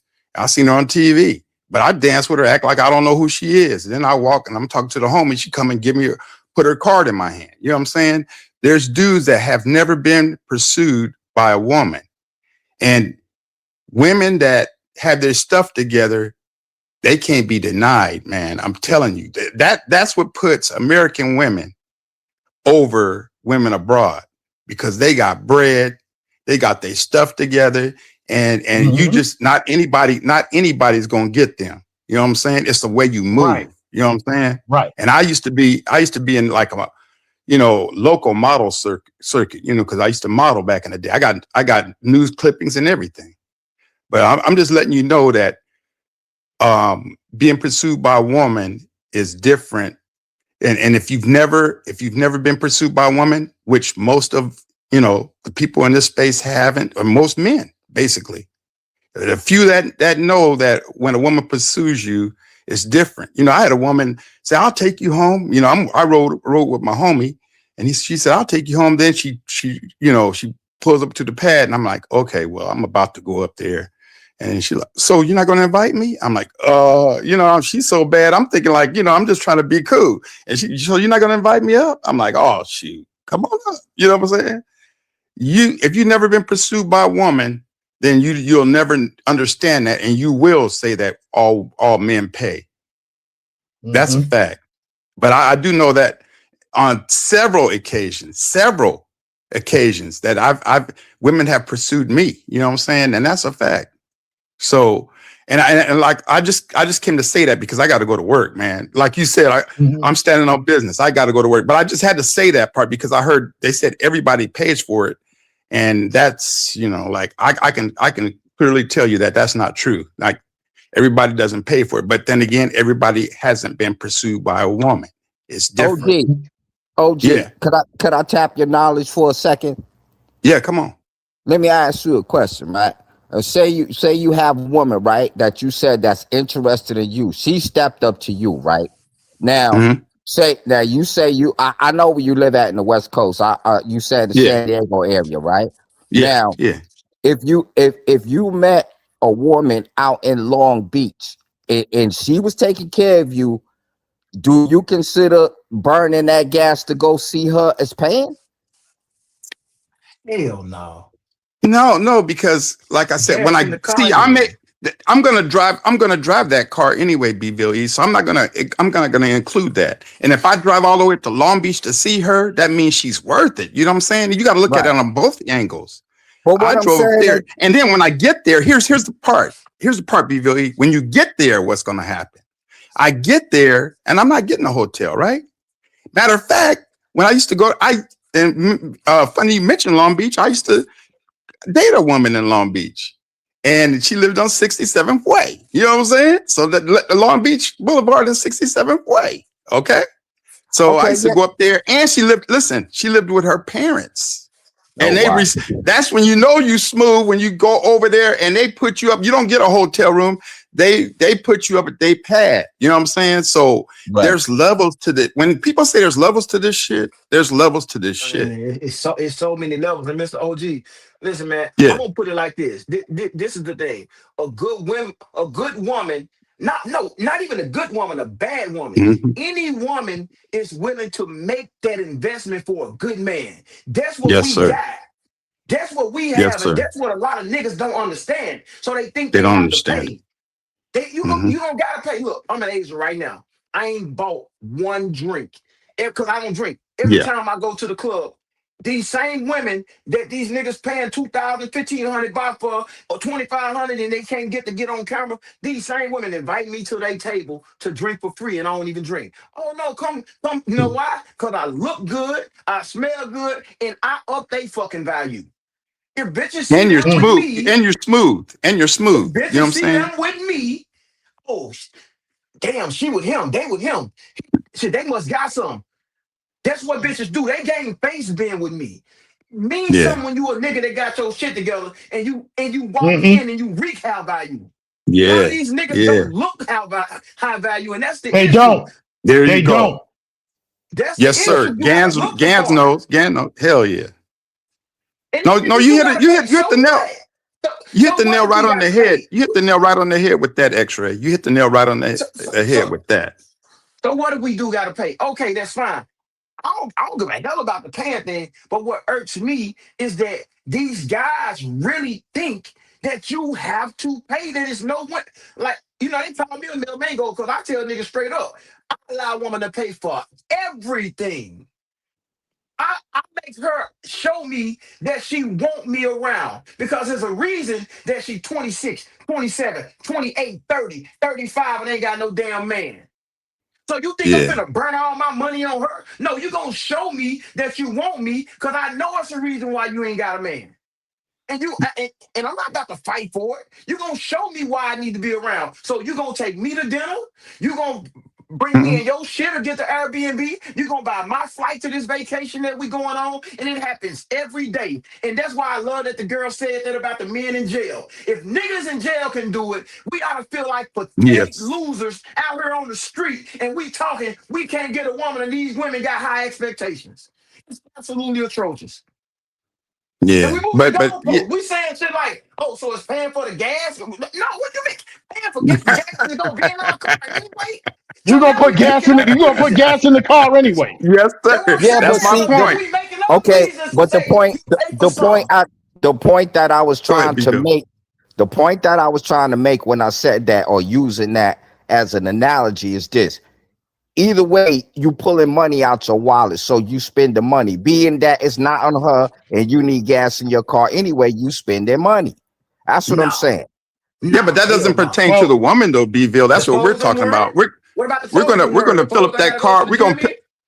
yeah, I got to go to work. So you fill up that money to go to work. I don't, if I go to Long Beach, I'm gonna go to Long Beach. That's basically a getaway for me, like a Hell yeah. staycation for the weekend. You know what I'm saying? Right. And like I Exactly. said, what happens when you get there? Like when I get there, she takes me. We go down the street to a Mexican restaurant. She pays for it, and I don't even ask her. She just says, "No, I got it. You drove all the way up here." Tells me that I got Yeah, this. but see, you talking about a different caliber of woman than the current state of a lot of these women that's out here No, now. no, no, no, no. No, What women you no, no, talking no, about? We talking BBV. about Don't all don't women. don't get brainwashed, BBV. They're still out here. Look, listen to me. My boss is a black woman. Today she gave me a raise. And you know what she told me? She said, What's "You that? got a little more than everybody else." You know what I'm saying? She said, "I got you. You got a little." I said, you know what? I said, I gave her a hug. I said, "You my girl." You know what I'm saying? I said, right on, right on. Cause she knows, they know who, you know what I'm saying? My boss. Okay. That's a fact. That's what's up. She said, don't show, you know how they give you the little paper with your raise on there? And she said, don't show that to nobody else. Cause I hooked you up a little bit. I said, okay, cool. You know what I'm saying? Well, So it is, I'm telling you, Bill E, these women today is the same as they always been. Will you have to go through a lot of them to get the right one? Of course. You know how many dudes they go through to get the right one? They never Yeah, find the right one. man. A lot of these dudes, hey, we can't point the finger. That's why I'm saying it seems like the space be pointing fingers at the black woman. Hell no. Some No, it's the all black women. men ain't shit. And, yeah, and and when they go overseas, they ain't shit. They I don't don't even say disagree with that. hello. They say how much. I tell this everywhere I go. And you guys see me on the panels. I said, when you go up to a chick, even if you're overseas and you paying for play, even if you do that, don't go up at somebody and say how much. You dummy, you're Yeah, gonna pay more. You're gonna they pay don't even more, know. you idiot. They right. They don't have even no know how to game. say hello. They That's don't like even going. know how Yeah. to say hello. That's And let like me say going to a this. car. That's like going to a car dealership and telling the salesman, "Yo, I got 60,000. What you got?" Yeah. And let me say that. Let me say this. So, Mr. OG, this is what and from listening to guys in this space the last couple of years, this is what I really think it is. I think OG, me and you on the West Coast, where it's a little different. Yes, sir. I think on the East Coast, on that coast over there, where niggas buy $1,000 jeans and niggas really want to be fresh and care about shit like that, they lead with they wallet. They lead with their Mm-hmm. wallet. So they want a woman to know they got everything. So if you show a woman you got everything, what's the natural reaction? Because if a bitch showed me she got everything, you know what I'm gonna do? I'm gonna milk her. Damn, baby, I need this. Man, I gotta get my teeth fixed. Oh, I Mm-hmm. ain't got this. I'm gonna milk her. So women see the opportunity that guys on the East Coast present with their Cartier fucking glasses and they $1,000 jeans and Mm-hmm. shit and all this flexing like they big and like they got all that. And then a nigga happy to give, oh, man, I tricked off on out. I only spent 500. You see these lame NBA players taking these rappers out by spending 500. All these niggas on the East Coast.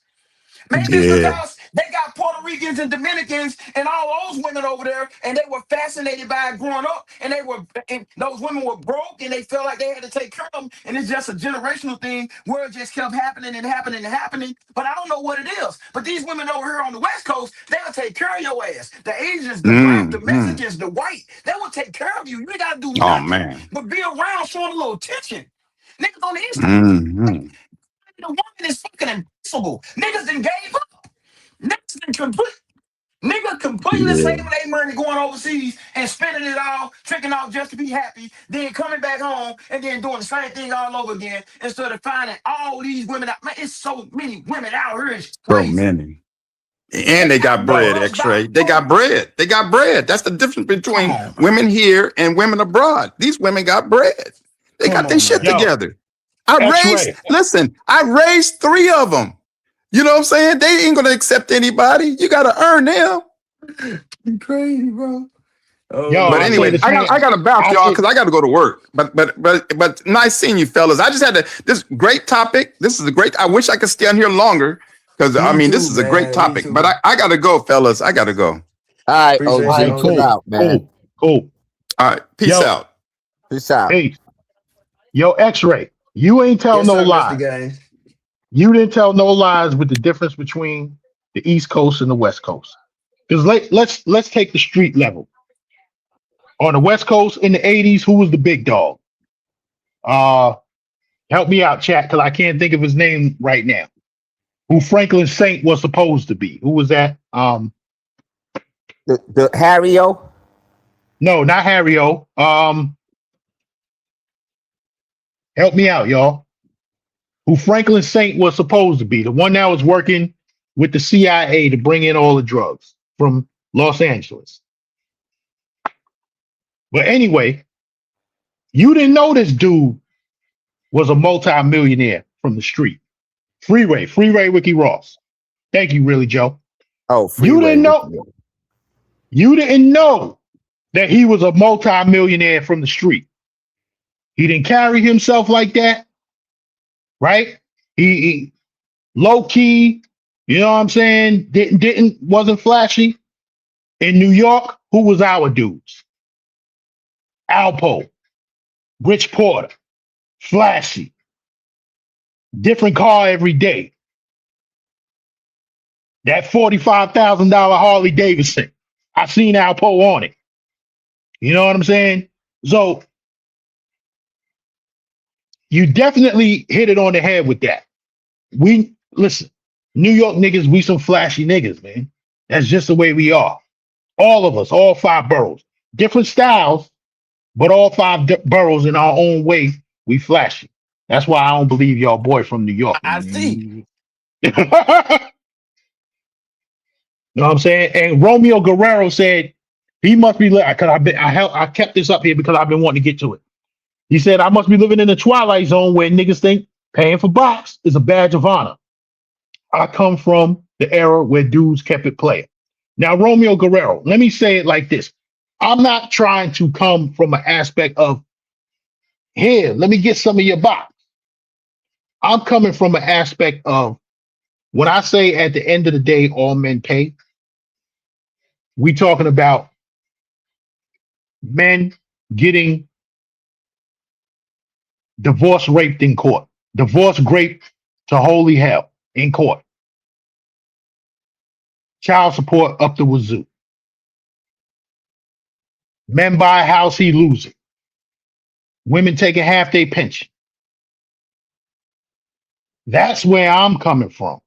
I'm not coming from the aspect of, yo, I'm putting this money out for the box, or I'm taking her out the date. I'm taking her out to a 5-star restaurant. She better give me some box afterwards. Listen, I'm going to the 5-star restaurant anyway. Do you want to come with me?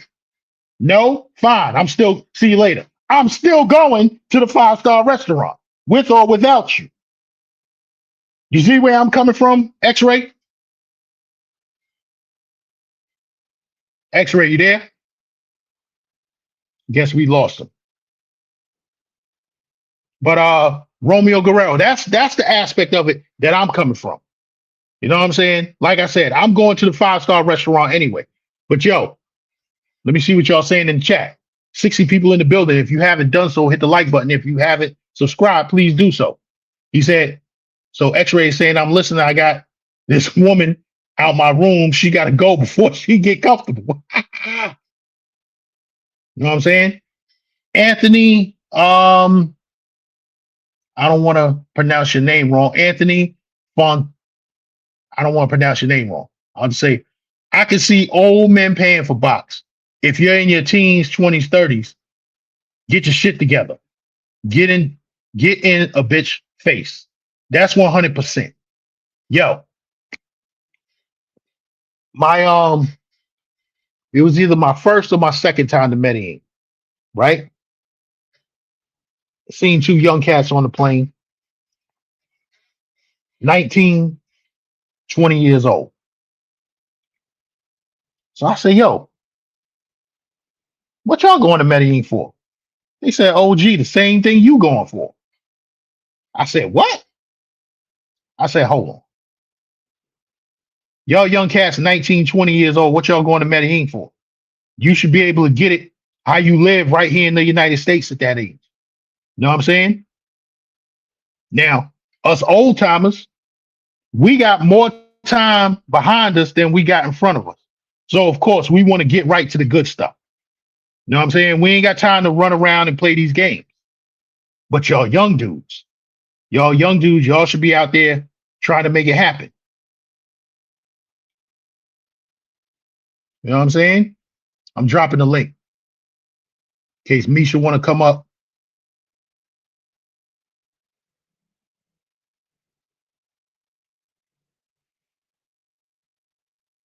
Jersey Hitter, salute. Thank you for the $20 super chat. Excuse me.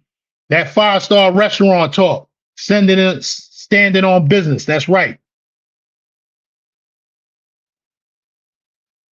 And then he hit it again.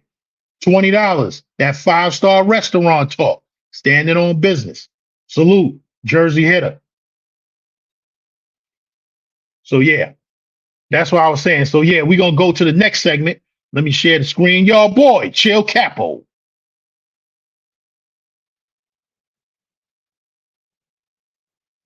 Chill Capo. I reached out to him. I don't know if he got back to me or not, but yo, here we go. But obviously, I'm going to keep making the videos as circumstances are happening in real time because I am actually here in Medellin, Colombia, and I've been here for several years. A lot of you guys keep lying to yourself and telling yourself that lie that, oh, this girl doesn't want any money from me. She hasn't brought up money. Oh, it's free. Everything is free. There's nothing in life that's free, my brother.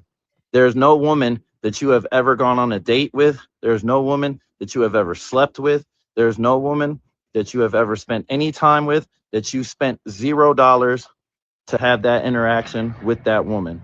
So get that out of your mind. The difference is you guys are on these dating apps in Colombia and you believe that because she didn't bring up money, that her goal is not to get money from you. Trust me and believe me, at the end of the day, you do not live in Colombia. You do not speak the language. You do not have a residency. You do not own property here. You have nothing to offer any woman in Colombia except your money. Stop lying to yourself. Stop believing that just because she didn't bring up money, her goal is not to get money from you. So thinking that you're going to get around it and go on Bumble and Tinder and you're going to meet a quote normal girl, you're lying to yourself. If you're lucky, you're only spending $100, $200, $300 max versus having your bank account cleared, having your property stolen, having your jewelry taken, or even worse, losing your life. So at the end of the day, go with the professionals.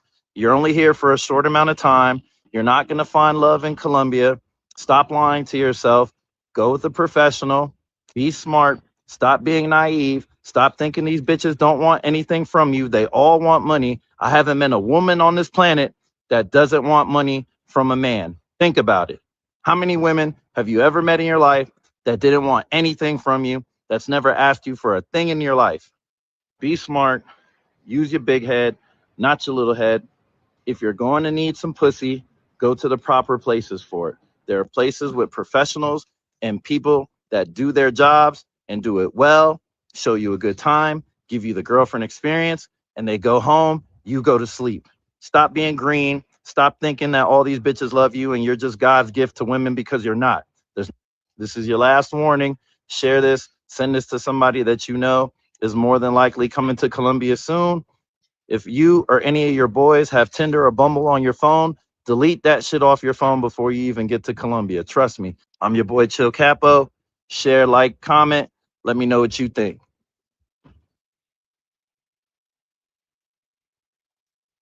So that's another one. Okay, let me take X-ray from the studio. So that's another dude. You're saying you got to pay in Medellin. Player with a passport. Where you at? He said these dudes always trying to level the playing field. No understanding of dynamic between men and women. So player with a passport, you can hit the link. You can come on up because I know you sometimes you for it, sometimes you against it. You know what I'm saying? But your boy Chill Capo, he's saying in Medellin, they all gonna want something at the end of the day. You know what I'm saying? And I believe him, you know. Just do what you gotta do. That way you don't end up on the news. You know what I'm saying? Johnny Cash. Your boy Fritz. Fritz from Harlem, yeah. Word. He was supplying Rich Porter. Chill Capo talking about foreigners. Nah, and Chill Capo wasn't talking about foreigners. He was talking about us. Or well, actually, he talked. Where the foreigners? Where the foreigners going to Colombia? So when we in their country, where the foreigner?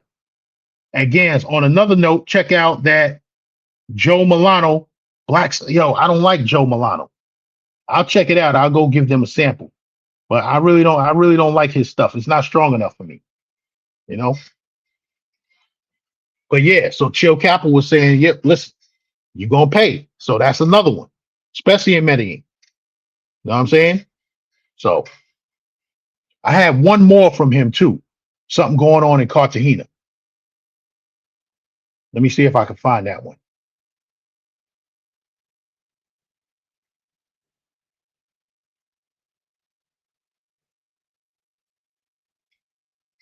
Something going on in Cartagena. They're making designated zones. Yo, what up, people? So, those of y'all that have seen the news in Cartagena today know that Cartagena is trying to initiate and create a red light district, adult zone in Cartagena for sex tourism right now.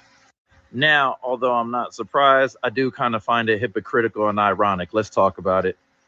So, for many of the posts that you see on various accounts on social media, specifically in Medellin and Cartagena, you'll see tons of locals complaining and angry and spreading hate and spewing all sorts of malice towards tourism, specifically aimed in the direction of anyone who's considered a sex tourist. But we know that men go on vacation all over the world and they all still want to have sex in other countries besides Colombia. So, is it really sex tourism or is it just men being men?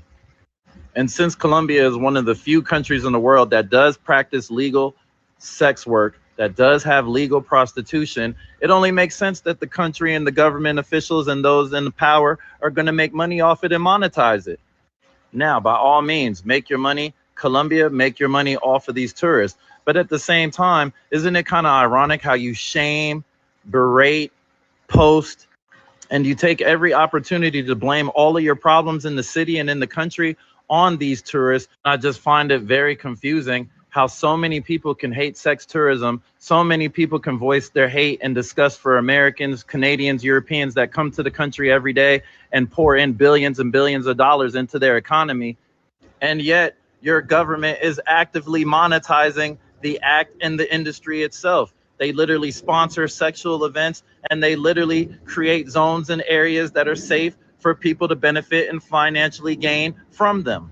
So my question to everybody watching this, is Colombia actually doing the thing that they're accusing so many foreigners of doing and exploiting their women for profit when it benefits them, but using Americans and foreigners as the scapegoats? Let's talk about it. So drop a comment. Let me know what you think. Let's talk about it, man, because I got to know, man. Is Colombia being hypocritical? Are the government, politicians, and immigration being hypocritical when they benefit off the same system financially? Yo, what up, people? So there you have it. Player with a passport. What up? Yo, what up? What up? What up? Salute. Yeah, man. I ain't never seen so many men fighting for prostitution in my life. A lot of It's I ain't crazy, right? never, It's crazy. never, never in my life, man. Never. Like Mm-hmm. never. Right. Secondly, man, a lot of people, even if they living in Colombia, they forgot that they a guest. Mm-hmm. Right. They could have a citizenship there. You're a guest, right? That's like me coming to your house, Gans, and your house is dirty, right? And you comfortable being in your dirty house, and I'm coming to stay at your house, And the whole time I'm standing there, I'm talking about how dirty your house is. But it's your house and you comfortable living in that dirty house. Mm-hmm. You know what I mean? Mm-hmm. Mm-hmm. So people have forgotten their place because I don't know if foreigners feel entitled, right? If that's that entitlement that we hearing, you know, maybe they're bitter because maybe they involved in some things that are getting cracked down on, right? But Mm-hmm. it's just Mm-hmm. it amazes me. I mean, I'm waiting for people to come out there and protest. And man, we want prostitution. We want it. We want it. Like, it's just unbelievable, man. You know, um, as far as the homeboy X-ray was absolutely right. And what was your dude? Yeah. What was the Yeah. dude? What was the dude with the big silver beard? What's his name? You had played his video earlier in the video in the Oh, that's live. Coach Greg Adams. Coach Greg Adams, man, he got it all wrong. Like he missed it. He missed it. He had an opportunity to take that thing, but he missed it. And it was a fastball right down the middle. You know, um, guys that are in prison absolutely are getting a hold of these broads, right? And they ain't got Mm-hmm. Mm-hmm. nothing. They ain't got nothing to offer them. They ain't got nothing. My homeboy just came home and he did 15 years in the feds. And he was getting battered females in the feds and dudes that's out here free, rolling clean and the whole nine, right? But He let's had talk. nothing to offer. He had nothing to But, offer her when he was in the feds. And but let's he talk was about running that. through females. He was running through them in the feds. They driving hours, So let's you talk know? about that. So salute to Bville Lee for the $20 super chat. Let's Now, hold up. talk about that. Hold up again. Let me say this real quick because what's his name? What's his name? Bevel? Yeah. Okay, Bevel, you had asked me in the chat, have I gotten it for free? Yeah, a whole bunch of times. I'm gonna give you an example. I work in the oil field. During the pandemic, the oil field, the bottom fell out the market, right? So like there was nothing going on up there, right? I do government contracting sometimes when things get slow. I caught a bunch of government contracts during the pandemic, right? A lot of military bases. I'm down in some military contracts, right? I end up getting down and I was coming through Phoenix, right? And I had an issue. So I was down for about 3 days in Phoenix. I go to the cigar lounge, Phoenix, Arizona. I go to the cigar lounge, right? Now, for those of us who have seen truck drivers, right?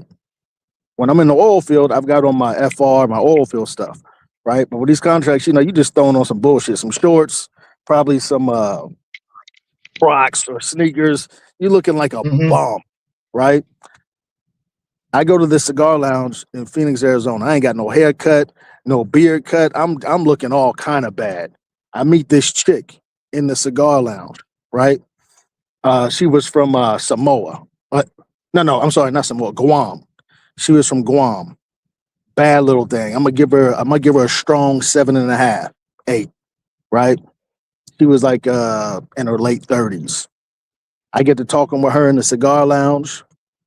Next thing you know, she and we end up at a Jamaican restaurant having some Jamaican food. We leave there. We go to a bar, have some more drinks. I'm chopping away at her. Next thing you know, we back at a hotel room. I'm laying her down, right? Mm-hmm. The next day, I go, she leaves that night. The next day, she hits me up. Hey, now mind you, I'm not paying for this stuff. I Mm-hmm. paid for my cigar. I paid for my drinks, right? But she covered her own shit, right? The next day, she's like, hey, you want to get together? Sure, let's get together. Boom. We get together, do the damn thing again. The next day, she's like, hey, why don't you just take my car for the day? You can just drop me off at work and you just pick me up. Cool, no problem. I've known the broad 3 days, homeboy. I've known the broad 3 days. You understand? When I left there, man, she hugged me like I was the only man in her life. Right? That's just a exaggeration, but you dig what I'm saying, right? When I Mm-hmm. pulled away from her, homeboy, she had balls of tears in her eyes, man. You understand? Mm-hmm. I was looking through her Instagram one time, and she had her hair was colored. It was like a red color. And I told her, man, oh, you know what I'm saying? Wow, you was killing that red. Oh, you really liked it? Yeah, yeah, man. Mm-hmm. You was killing that red, right? I Go ahead. came I'm back still down here. there. Yeah, I I'm came just back getting down there. It was something to about drink. you good. It was about 3 months later. I come back down there. I fly down there. She picks me up from the airport. Her hair was red, nigga. Her hair was red. You understand? A Yeah. lot of brothers they don't impact these females. You understand? And a lot of brothers ain't not just brothers, but men. They don't have anything else to offer a woman except money. She don't see nothing in you, right? Some of them don't even have that. Right. So if you are unable to connect with her on an intellectual level, mental level, some cases a spiritual level, she don't see no value in you. And when a woman don't see no value in you, there's no way in the world that she's going to go inside of herself to be the best woman that she can be for you. You understand? There comes a point, Mm-hmm. man, where a woman places you on a pedestal in her own mind, Mm-hmm. right? And there's no better place for a man to be than on a pedestal within a woman's own mind. Because when she does that, she's seeing you differently. And when she's seeing you differently, she's going to pour into you, right? You ain't going to be doing all this pouring out. She's going to be pouring into you because she sees life's promise and she starts to see potential in you, right? Mm-hmm. Life's promise, life's potential. She starts to see her own potential, right? Which causes her to want to be the best woman, man. You know, and but when you're a man and you have nothing else to offer except things that could be bought or purchased, you're always gonna feel as though you're paying because you've never had the feeling of a woman that was into you so much because of the positive Right. impact that you've had on her that it caused her to want to be the best woman she could be for you. And you, the man, directly benefit from that. You get the version of her that her ex wished that he could have had, but he couldn't get her because mentally he hadn't come full circle, Mm-hmm. you know? So as men, it's important that you invest in yourself. And by being the best man, you're going to always attract the best women for you. But you got to understand that you're going to attract the women that fit where you are in your development as a man, Right. right? So if you've come full circle as a man and you completely understand your worth and value, the women you will attract will be women who are attracted to men who are fully developed mentally as a man. Mm-hmm.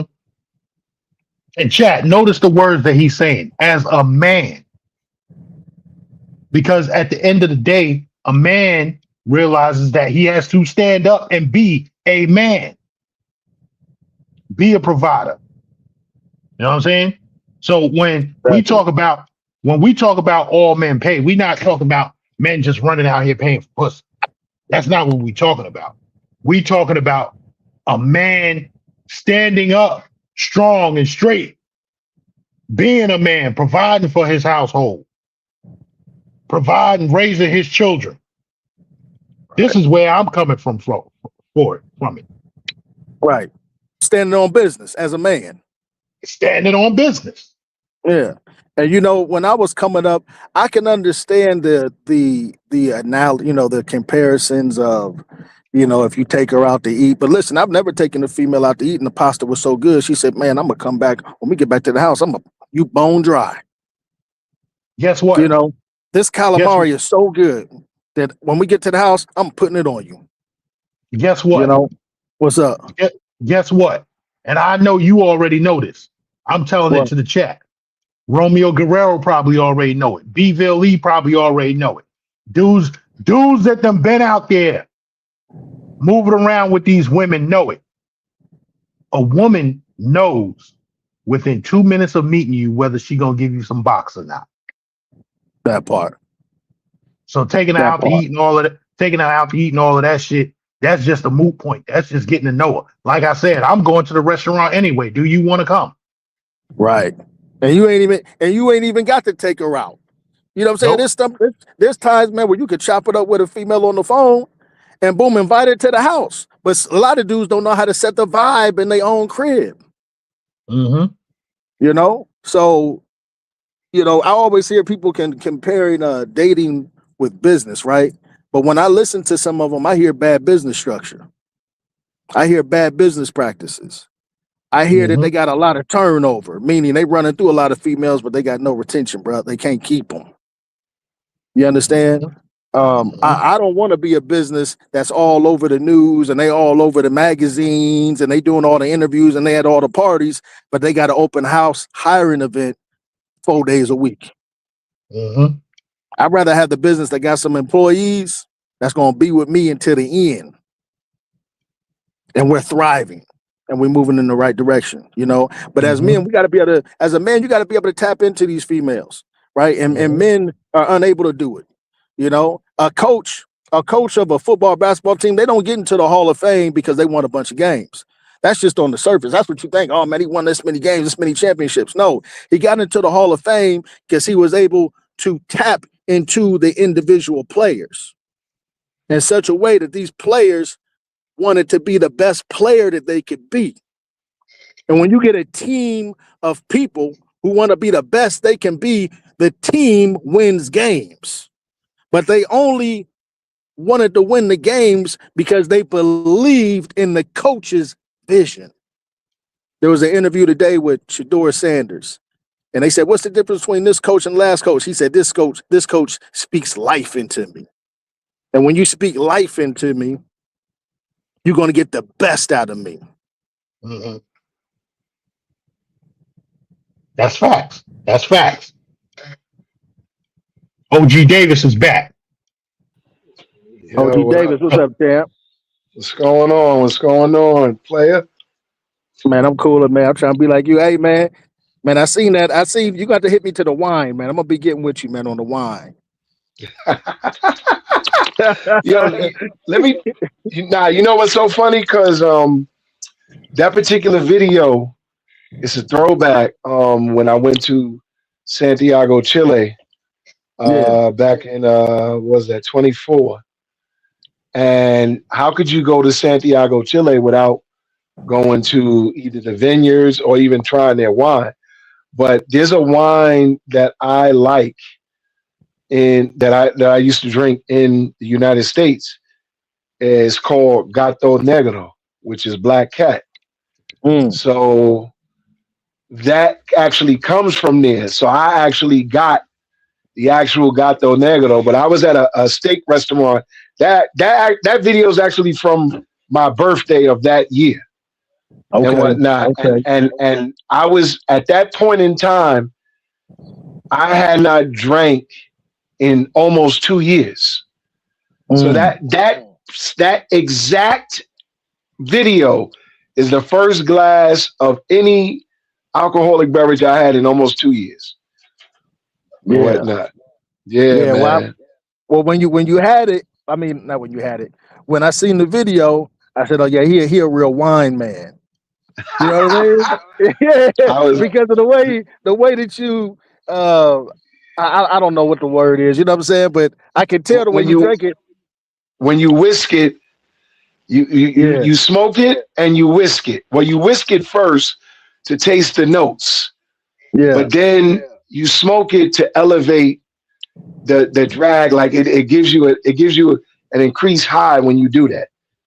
Yeah. You know what I'm saying? So it was cool shit. It was cool. Yeah, because me and my second ex-wife, we used to go to wine vineyards all the time out in Long Island and whatnot, and we would go to like wine tastings and stuff like that. We lived off of Groupon, so Groupon always had a wine tasting, and you go out there and you get to taste all the vineyards wines.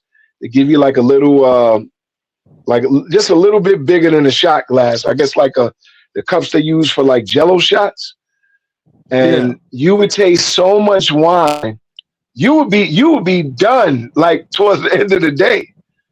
You know what I'm saying? Salute to Sunday Night Smoke. But yeah, I said, how could I go to Chile and not have wine? I had to have wine there. You know, the Yeah, tours, like the wine vineyard tours out there, you got to book them like before you even get there yeah, and whatnot. You know what I'm saying? But the next time I go, there's actually a tour out there that you start on a boat and yeah, you take the boat to the vineyard. So when you're on the boat, they're giving you all their whites. And then when you get to the vineyard, that's when you start getting the reds. yeah. Well, So I tell you, it was some cool shit, and I enjoyed that video. Even though it was simple, it was cool. I appreciate that. Thank you, man. I've been on a post tirade. I've been on a. It's an. You know what? It's an experiment, though. It's an experiment, and Yeah, ain't it nothing wrong with it. actually is yielding the results. It started about maybe 15 to like 17 days ago, Yeah, and it's actually yielding the results that I imagine it would. But there's certain things that I found out in the process. You know, I talked to you about it behind the yeah, scenes and yeah. whatnot. You You know what I'm good? saying? Yeah, So 100%, let me just say this one thing. Umar is going to be mad at me moving forward. 100%. Oh man, shoot. So Yeah, man. Ain't nothing wrong with yeah, it. man. Yeah, I was actually on the phone with my daughter, and because we don't live in the same place, so what you call it? Then my other daughter, she's actually on a trip right now, and she has Wi-Fi, so she's texting me 3 more hours. So I just Right. was talking with both of them. While I was talking to my youngest daughter via the video chat, and then my oldest daughter, she was texting both of us. So you know, um, I got caught up with that. But I heard like most of the stuff that y'all was mentioning and everything as far as what we've been talking about. You know, Yeah.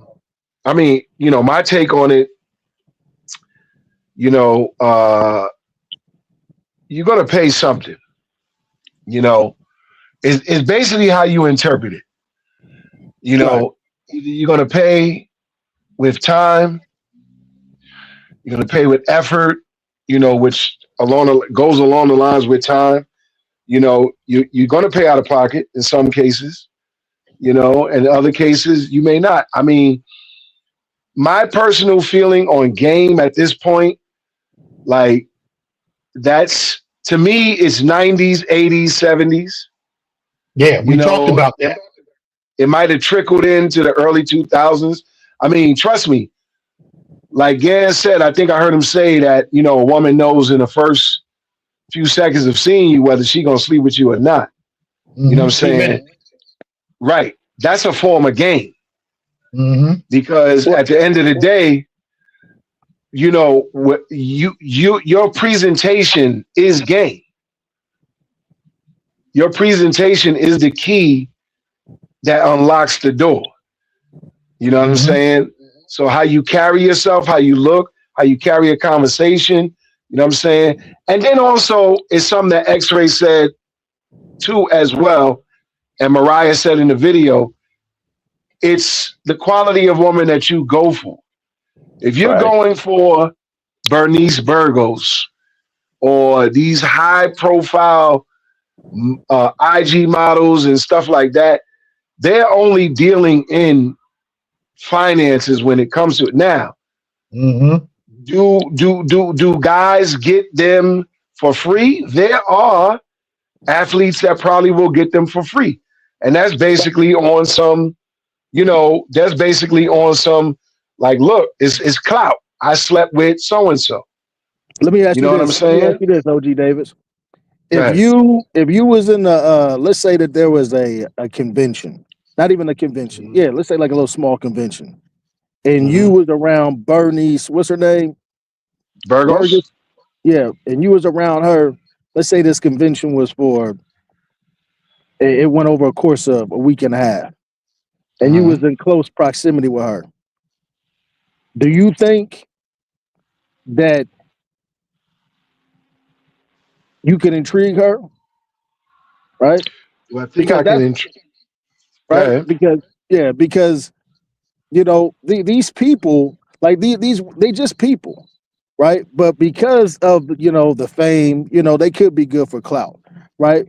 Mm-hmm. But I think that a man, when a woman is into a man, she's into the man, Right. and I believe that if I'm in proximity to Bernice and we vibing, the fact that I work in the oil field and the fact that she's Bernice don't even matter, because Mm. a vibe is going to be a vibe. If she likes the man, she's going to like the man, right? That's Right. why you can see a female who is a taller female deal with a guy who's quote unquote a short king.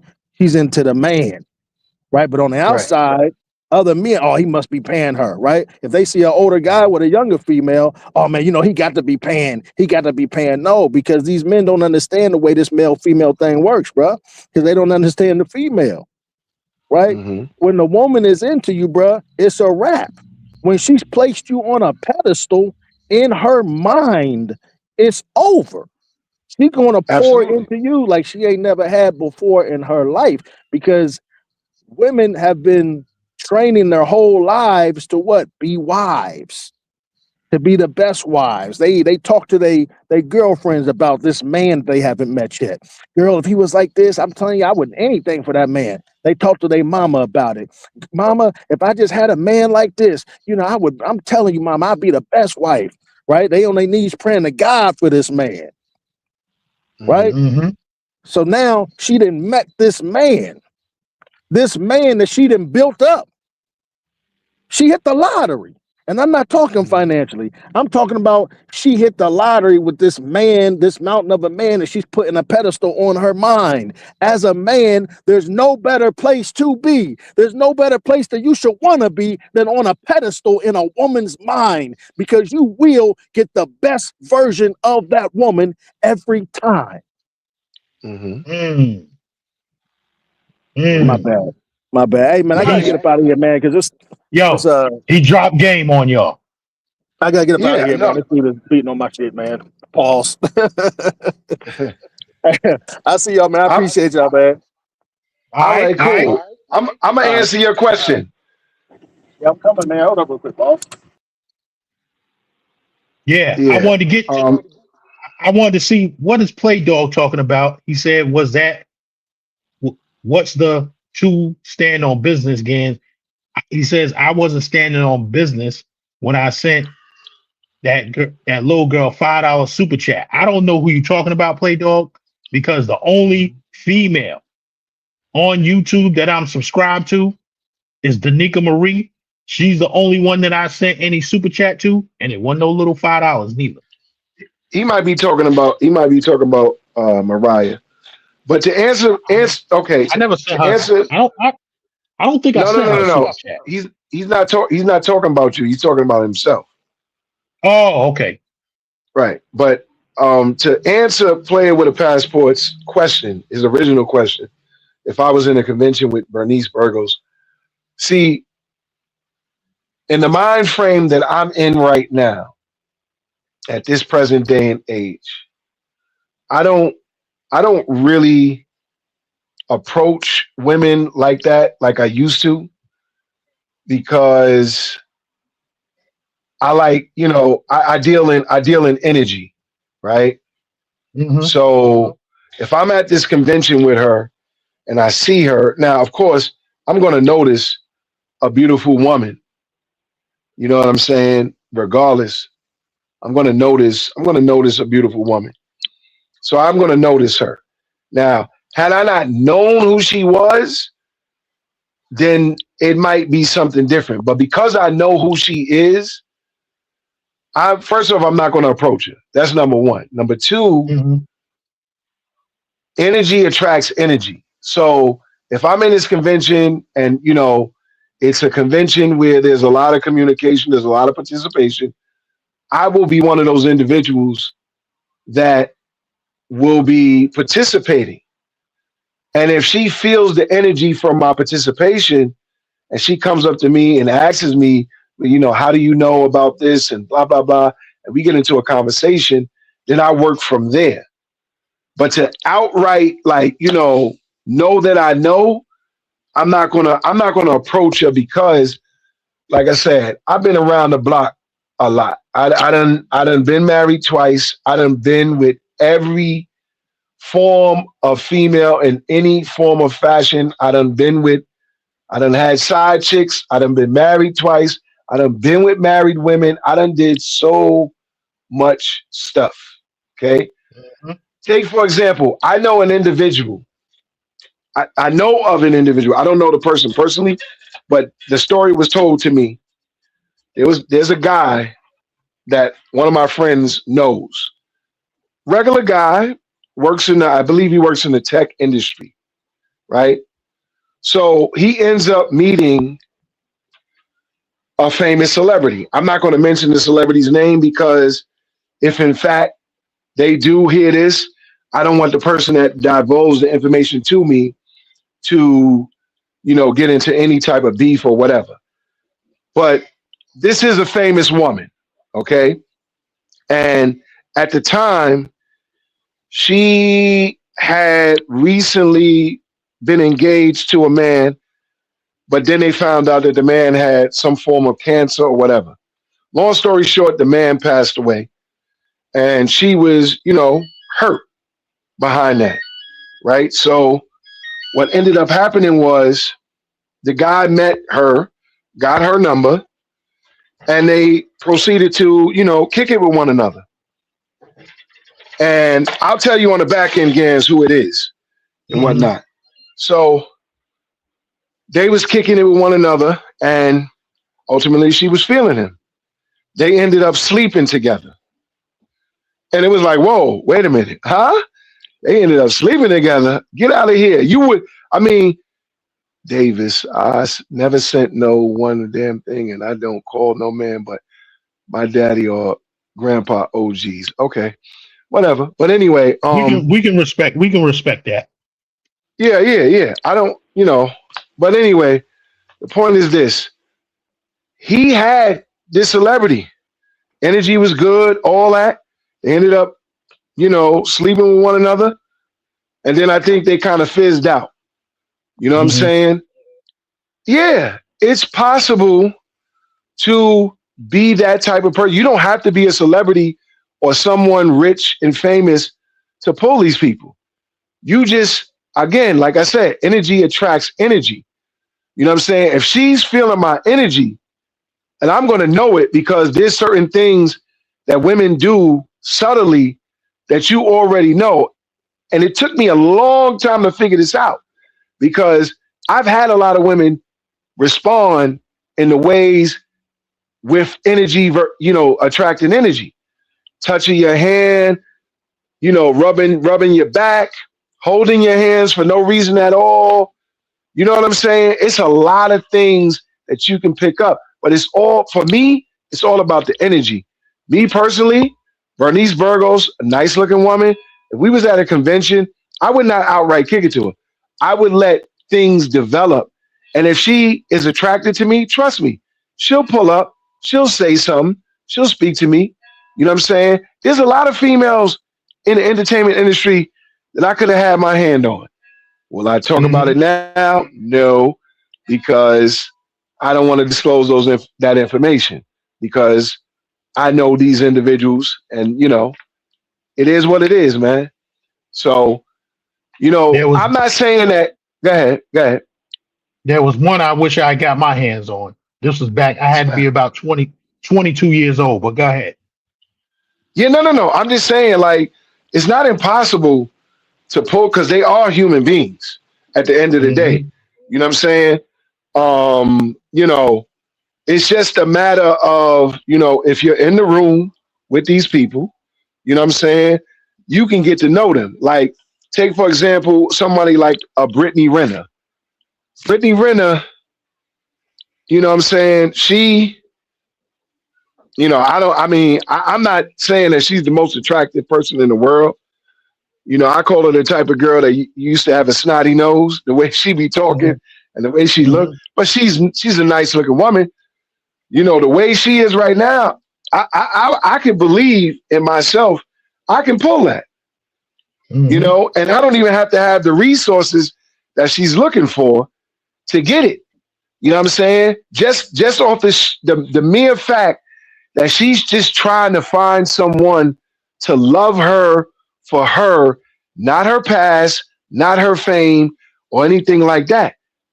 You know what I'm saying? But you don't it's not game necessarily. It's energy. It's all about energy, and that's where I draw from. I've learned. Listen, you could have the tightest lip. You can speak with knowledge and understanding. You can know everything or just about everything. You can show God fearing, all this other stuff. The energy is what attracts them. It's the same thing in the animal kingdom. The energy. A lot of times you see the lions, they might meet up with a female lion, and sometimes two lions got to go at it just to get the lion.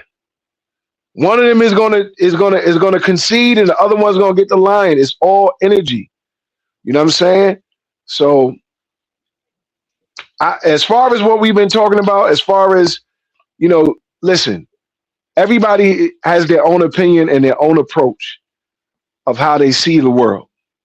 Some people may see the world, I don't got to pay for nothing.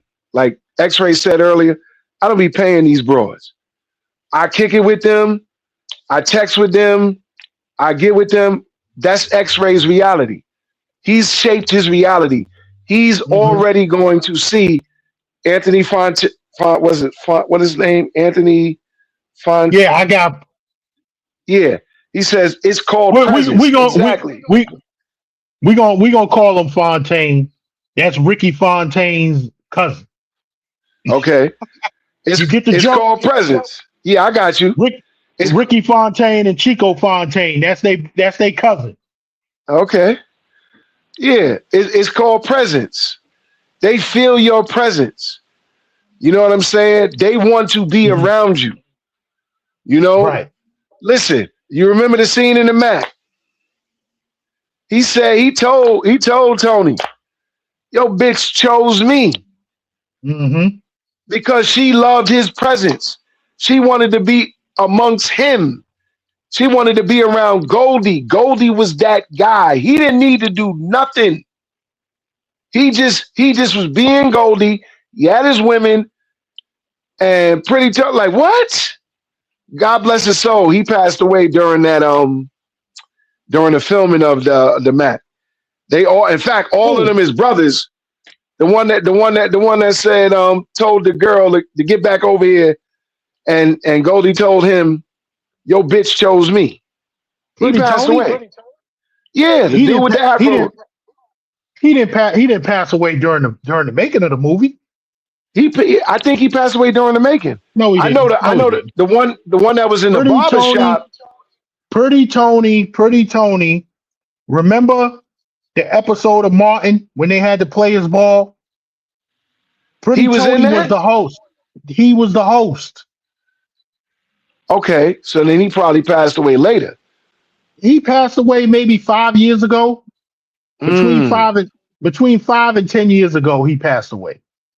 Because I know it was three brothers.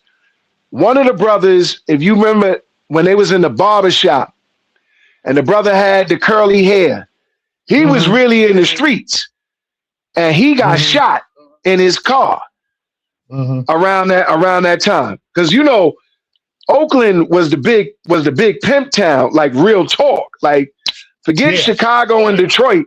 Oakland was that town. You know what I'm saying? But all them brothers, all them Frank, all them, they all was brothers in that film. And that part right there where Goldie got the girl, he said, "Your bitch chose me." Yeah. Because that energy was up. Like, nah, I need to be with him. You know what I'm saying? So like he said, like Pretty Fontaine said, it's presence. It's presence. And that's why you have to the Ward brothers. Okay, Pretty Tony was in the Players Club. Right, the Ward brother. I think it was Frank Ward that played the actor that said about the he was when Goldie took his broad. Yeah, the Ward brothers. Shout out to Play Dog for that one. Yeah, the Yeah, Ward brothers. I ain't see the new comments yet because I'm stuck on Play Dog's comment back here because I want to get to that.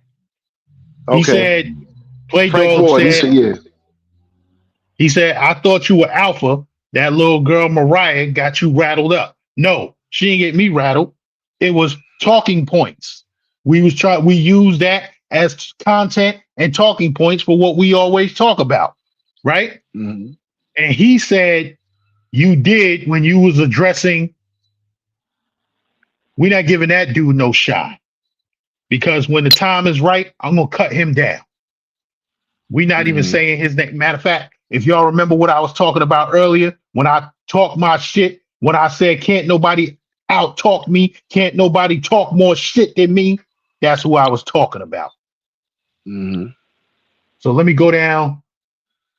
Let me see. Beville Lee said I wouldn't even have any interest in meeting nor hooking up with any female who considers herself a social media or Instagram influencer. Kick rock, shorty. Yeah, Yeah. facts. Ellis Durrell Right. said definitely got to stand on business with these women. That's 100% facts. Let me Rapper tell you something. leftovers. Go ahead. Finish the chat. Romeo Guerrero. Imagine is in the closet clone. Oh, I don't know, man. I don't know what cologne he talking about. It's the closest clone to imagination with great performance, whichever one he's saying. Mhm. All right, Yeah. that's it. Yeah. Wait. What was the dang, He said somebody's pretty. chat. He said pretty Tony. Pretty Tony was in the Players Club. Pretty Tony was in the Players Club. Yes, he was Diamond's father. He played Mhm. Diamond's father. Remember when Jamie Foxx came over there and he was having Yeah. target practice? Mhm. That was Yeah. Pretty Tony. Somebody said something. I got to look back in the chat. Somebody said something in the chat that I wanted to respond to, and I started to respond to it, but let me look back in the chat because I started to respond to it, and then you finished off the chat. Let me see, because it was something that caught my eye. Let's see, comments.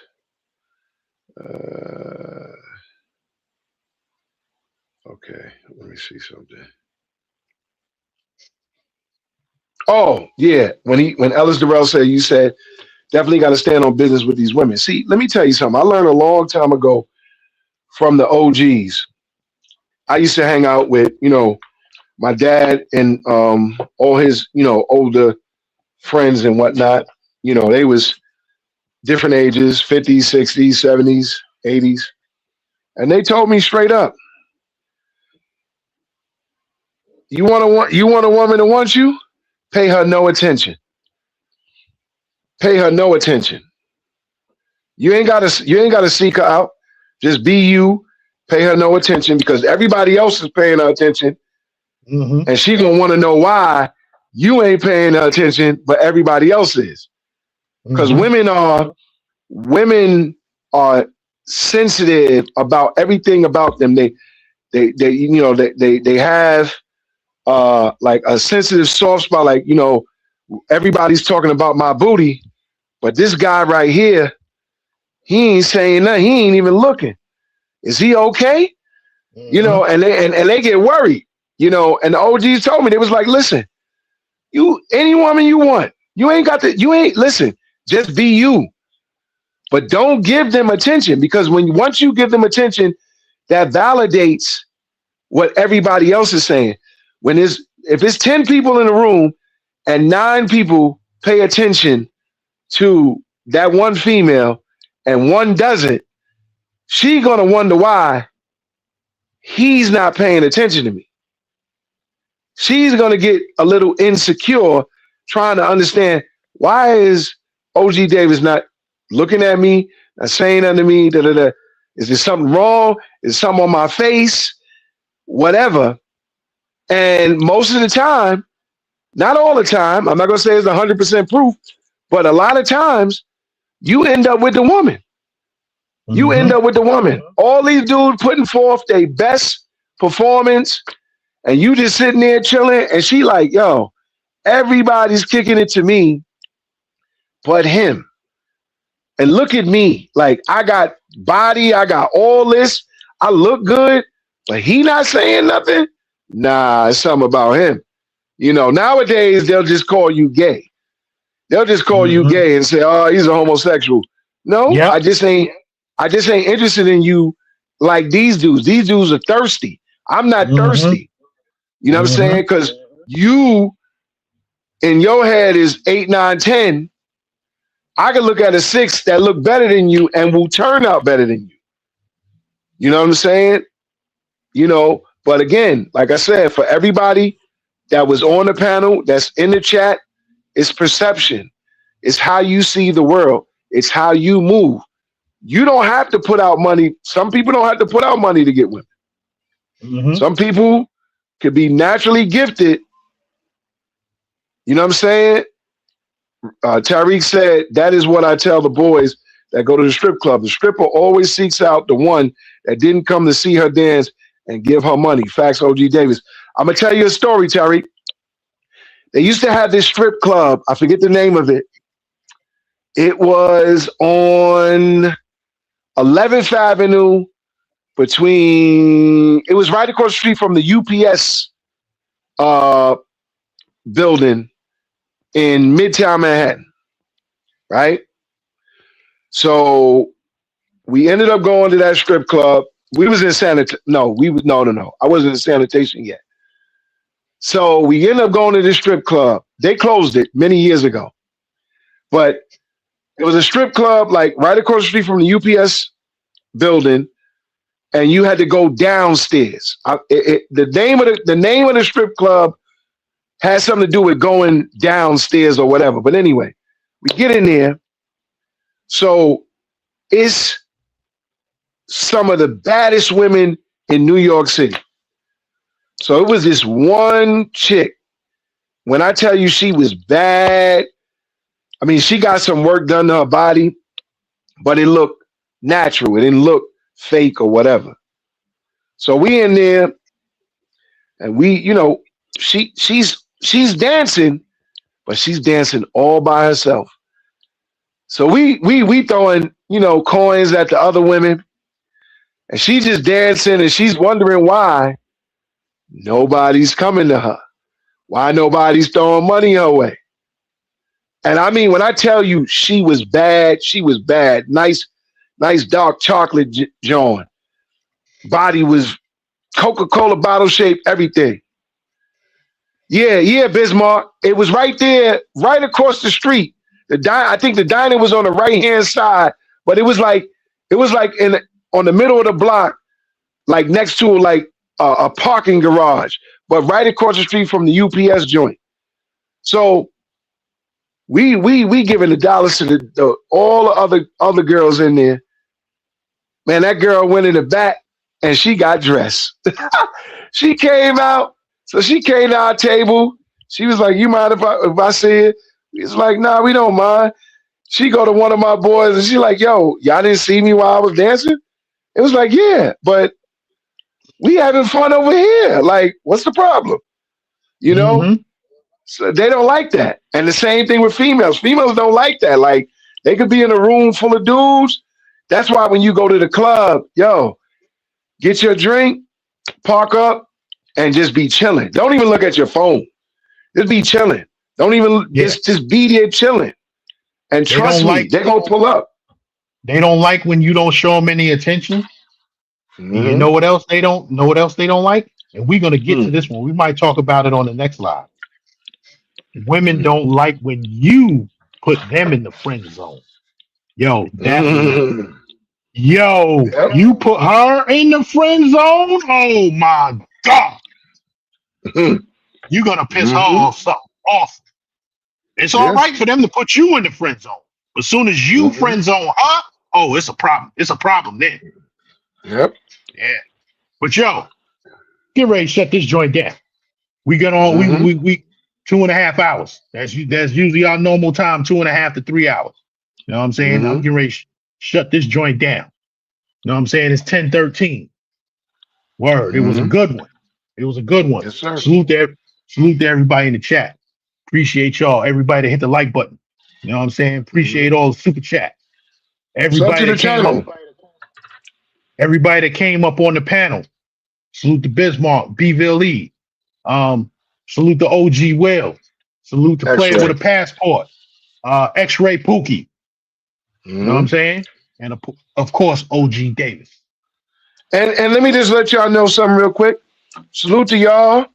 We hit the 3,000 subscriber mark. Last week? Mm-hmm. Yep. Organic. Share this channel. Let's jump it up to 4,000 real quick. Yes. Salute to y'all and sub to the channel that constantly give us support. Listen, we don't ask for nothing monetary. We Mm-hmm. don't ask, we might say, let's hit the goal with the super chat, but that's just, whatever. If you feel like doing it, you feel like doing it. We don't ask for no cash apps. We don't ask for none of that. We'll say it. And if you feel, willing to support the channel monetarily, that's great. But the Mm-hmm. most important thing for us in this channel is the subs and the like button. That's for Yep. free. That don't take no time.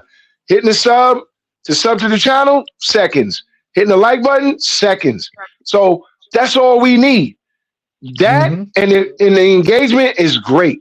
As long as we keep getting that, we good to go. We stay in the algorithm and we good. Mm-hmm. So See, check it. And this is to the chat. Y'all see my screen just got darker. So one of my lights just went out. So when that light goes out, that's when it's telling me it's time to shut it down.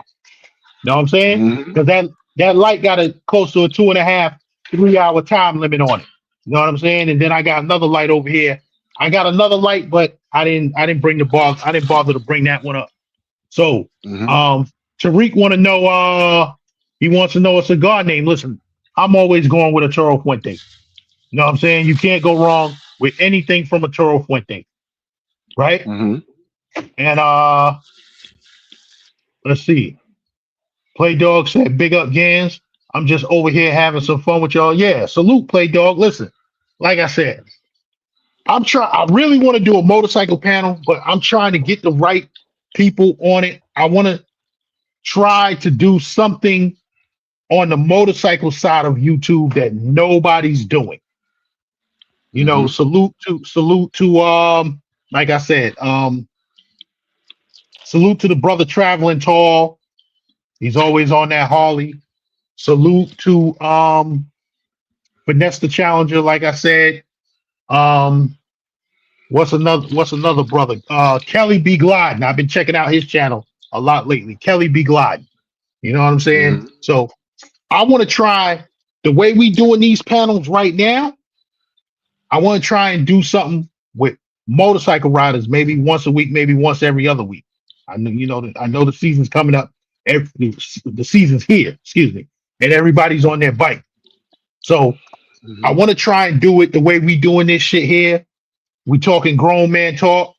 You know what I'm saying? Maybe outside when it get a little warmer, got the cigars going, and we talking motorcycles. Oh, OGD, I know you don't rock with the motorcycle, but Mhm. for those that do, maybe once a week, once every other week, we get a live going with some motorcycle riders, and we just chopping it up. Everything motorcycles, anything that's going on with an event, say in Atlanta, you got Black Bike Week coming up at Myrtle Beach. Um, Mhm. Daytona Beach just passed. You know what I'm saying? Get some brothers over there on the West Coast. They riding all year round.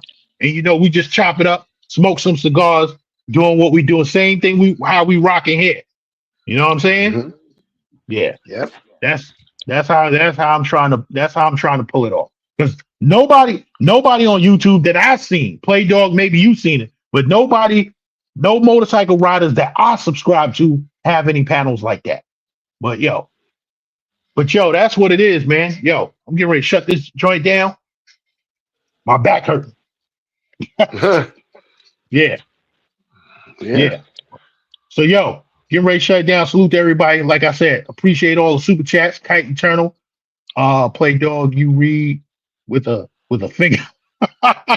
That's crazy. But yo, everybody, if you haven't hit the like button, please do so. If you haven't subscribed, please do so. Like I said, we trying to get it up to 4,000 real quick. You know what I'm saying? So yo, everybody that came on the panel, he's OG Davis. I'm Big Gans. Yo, we out. I'm shutting it down. Peace. Peace.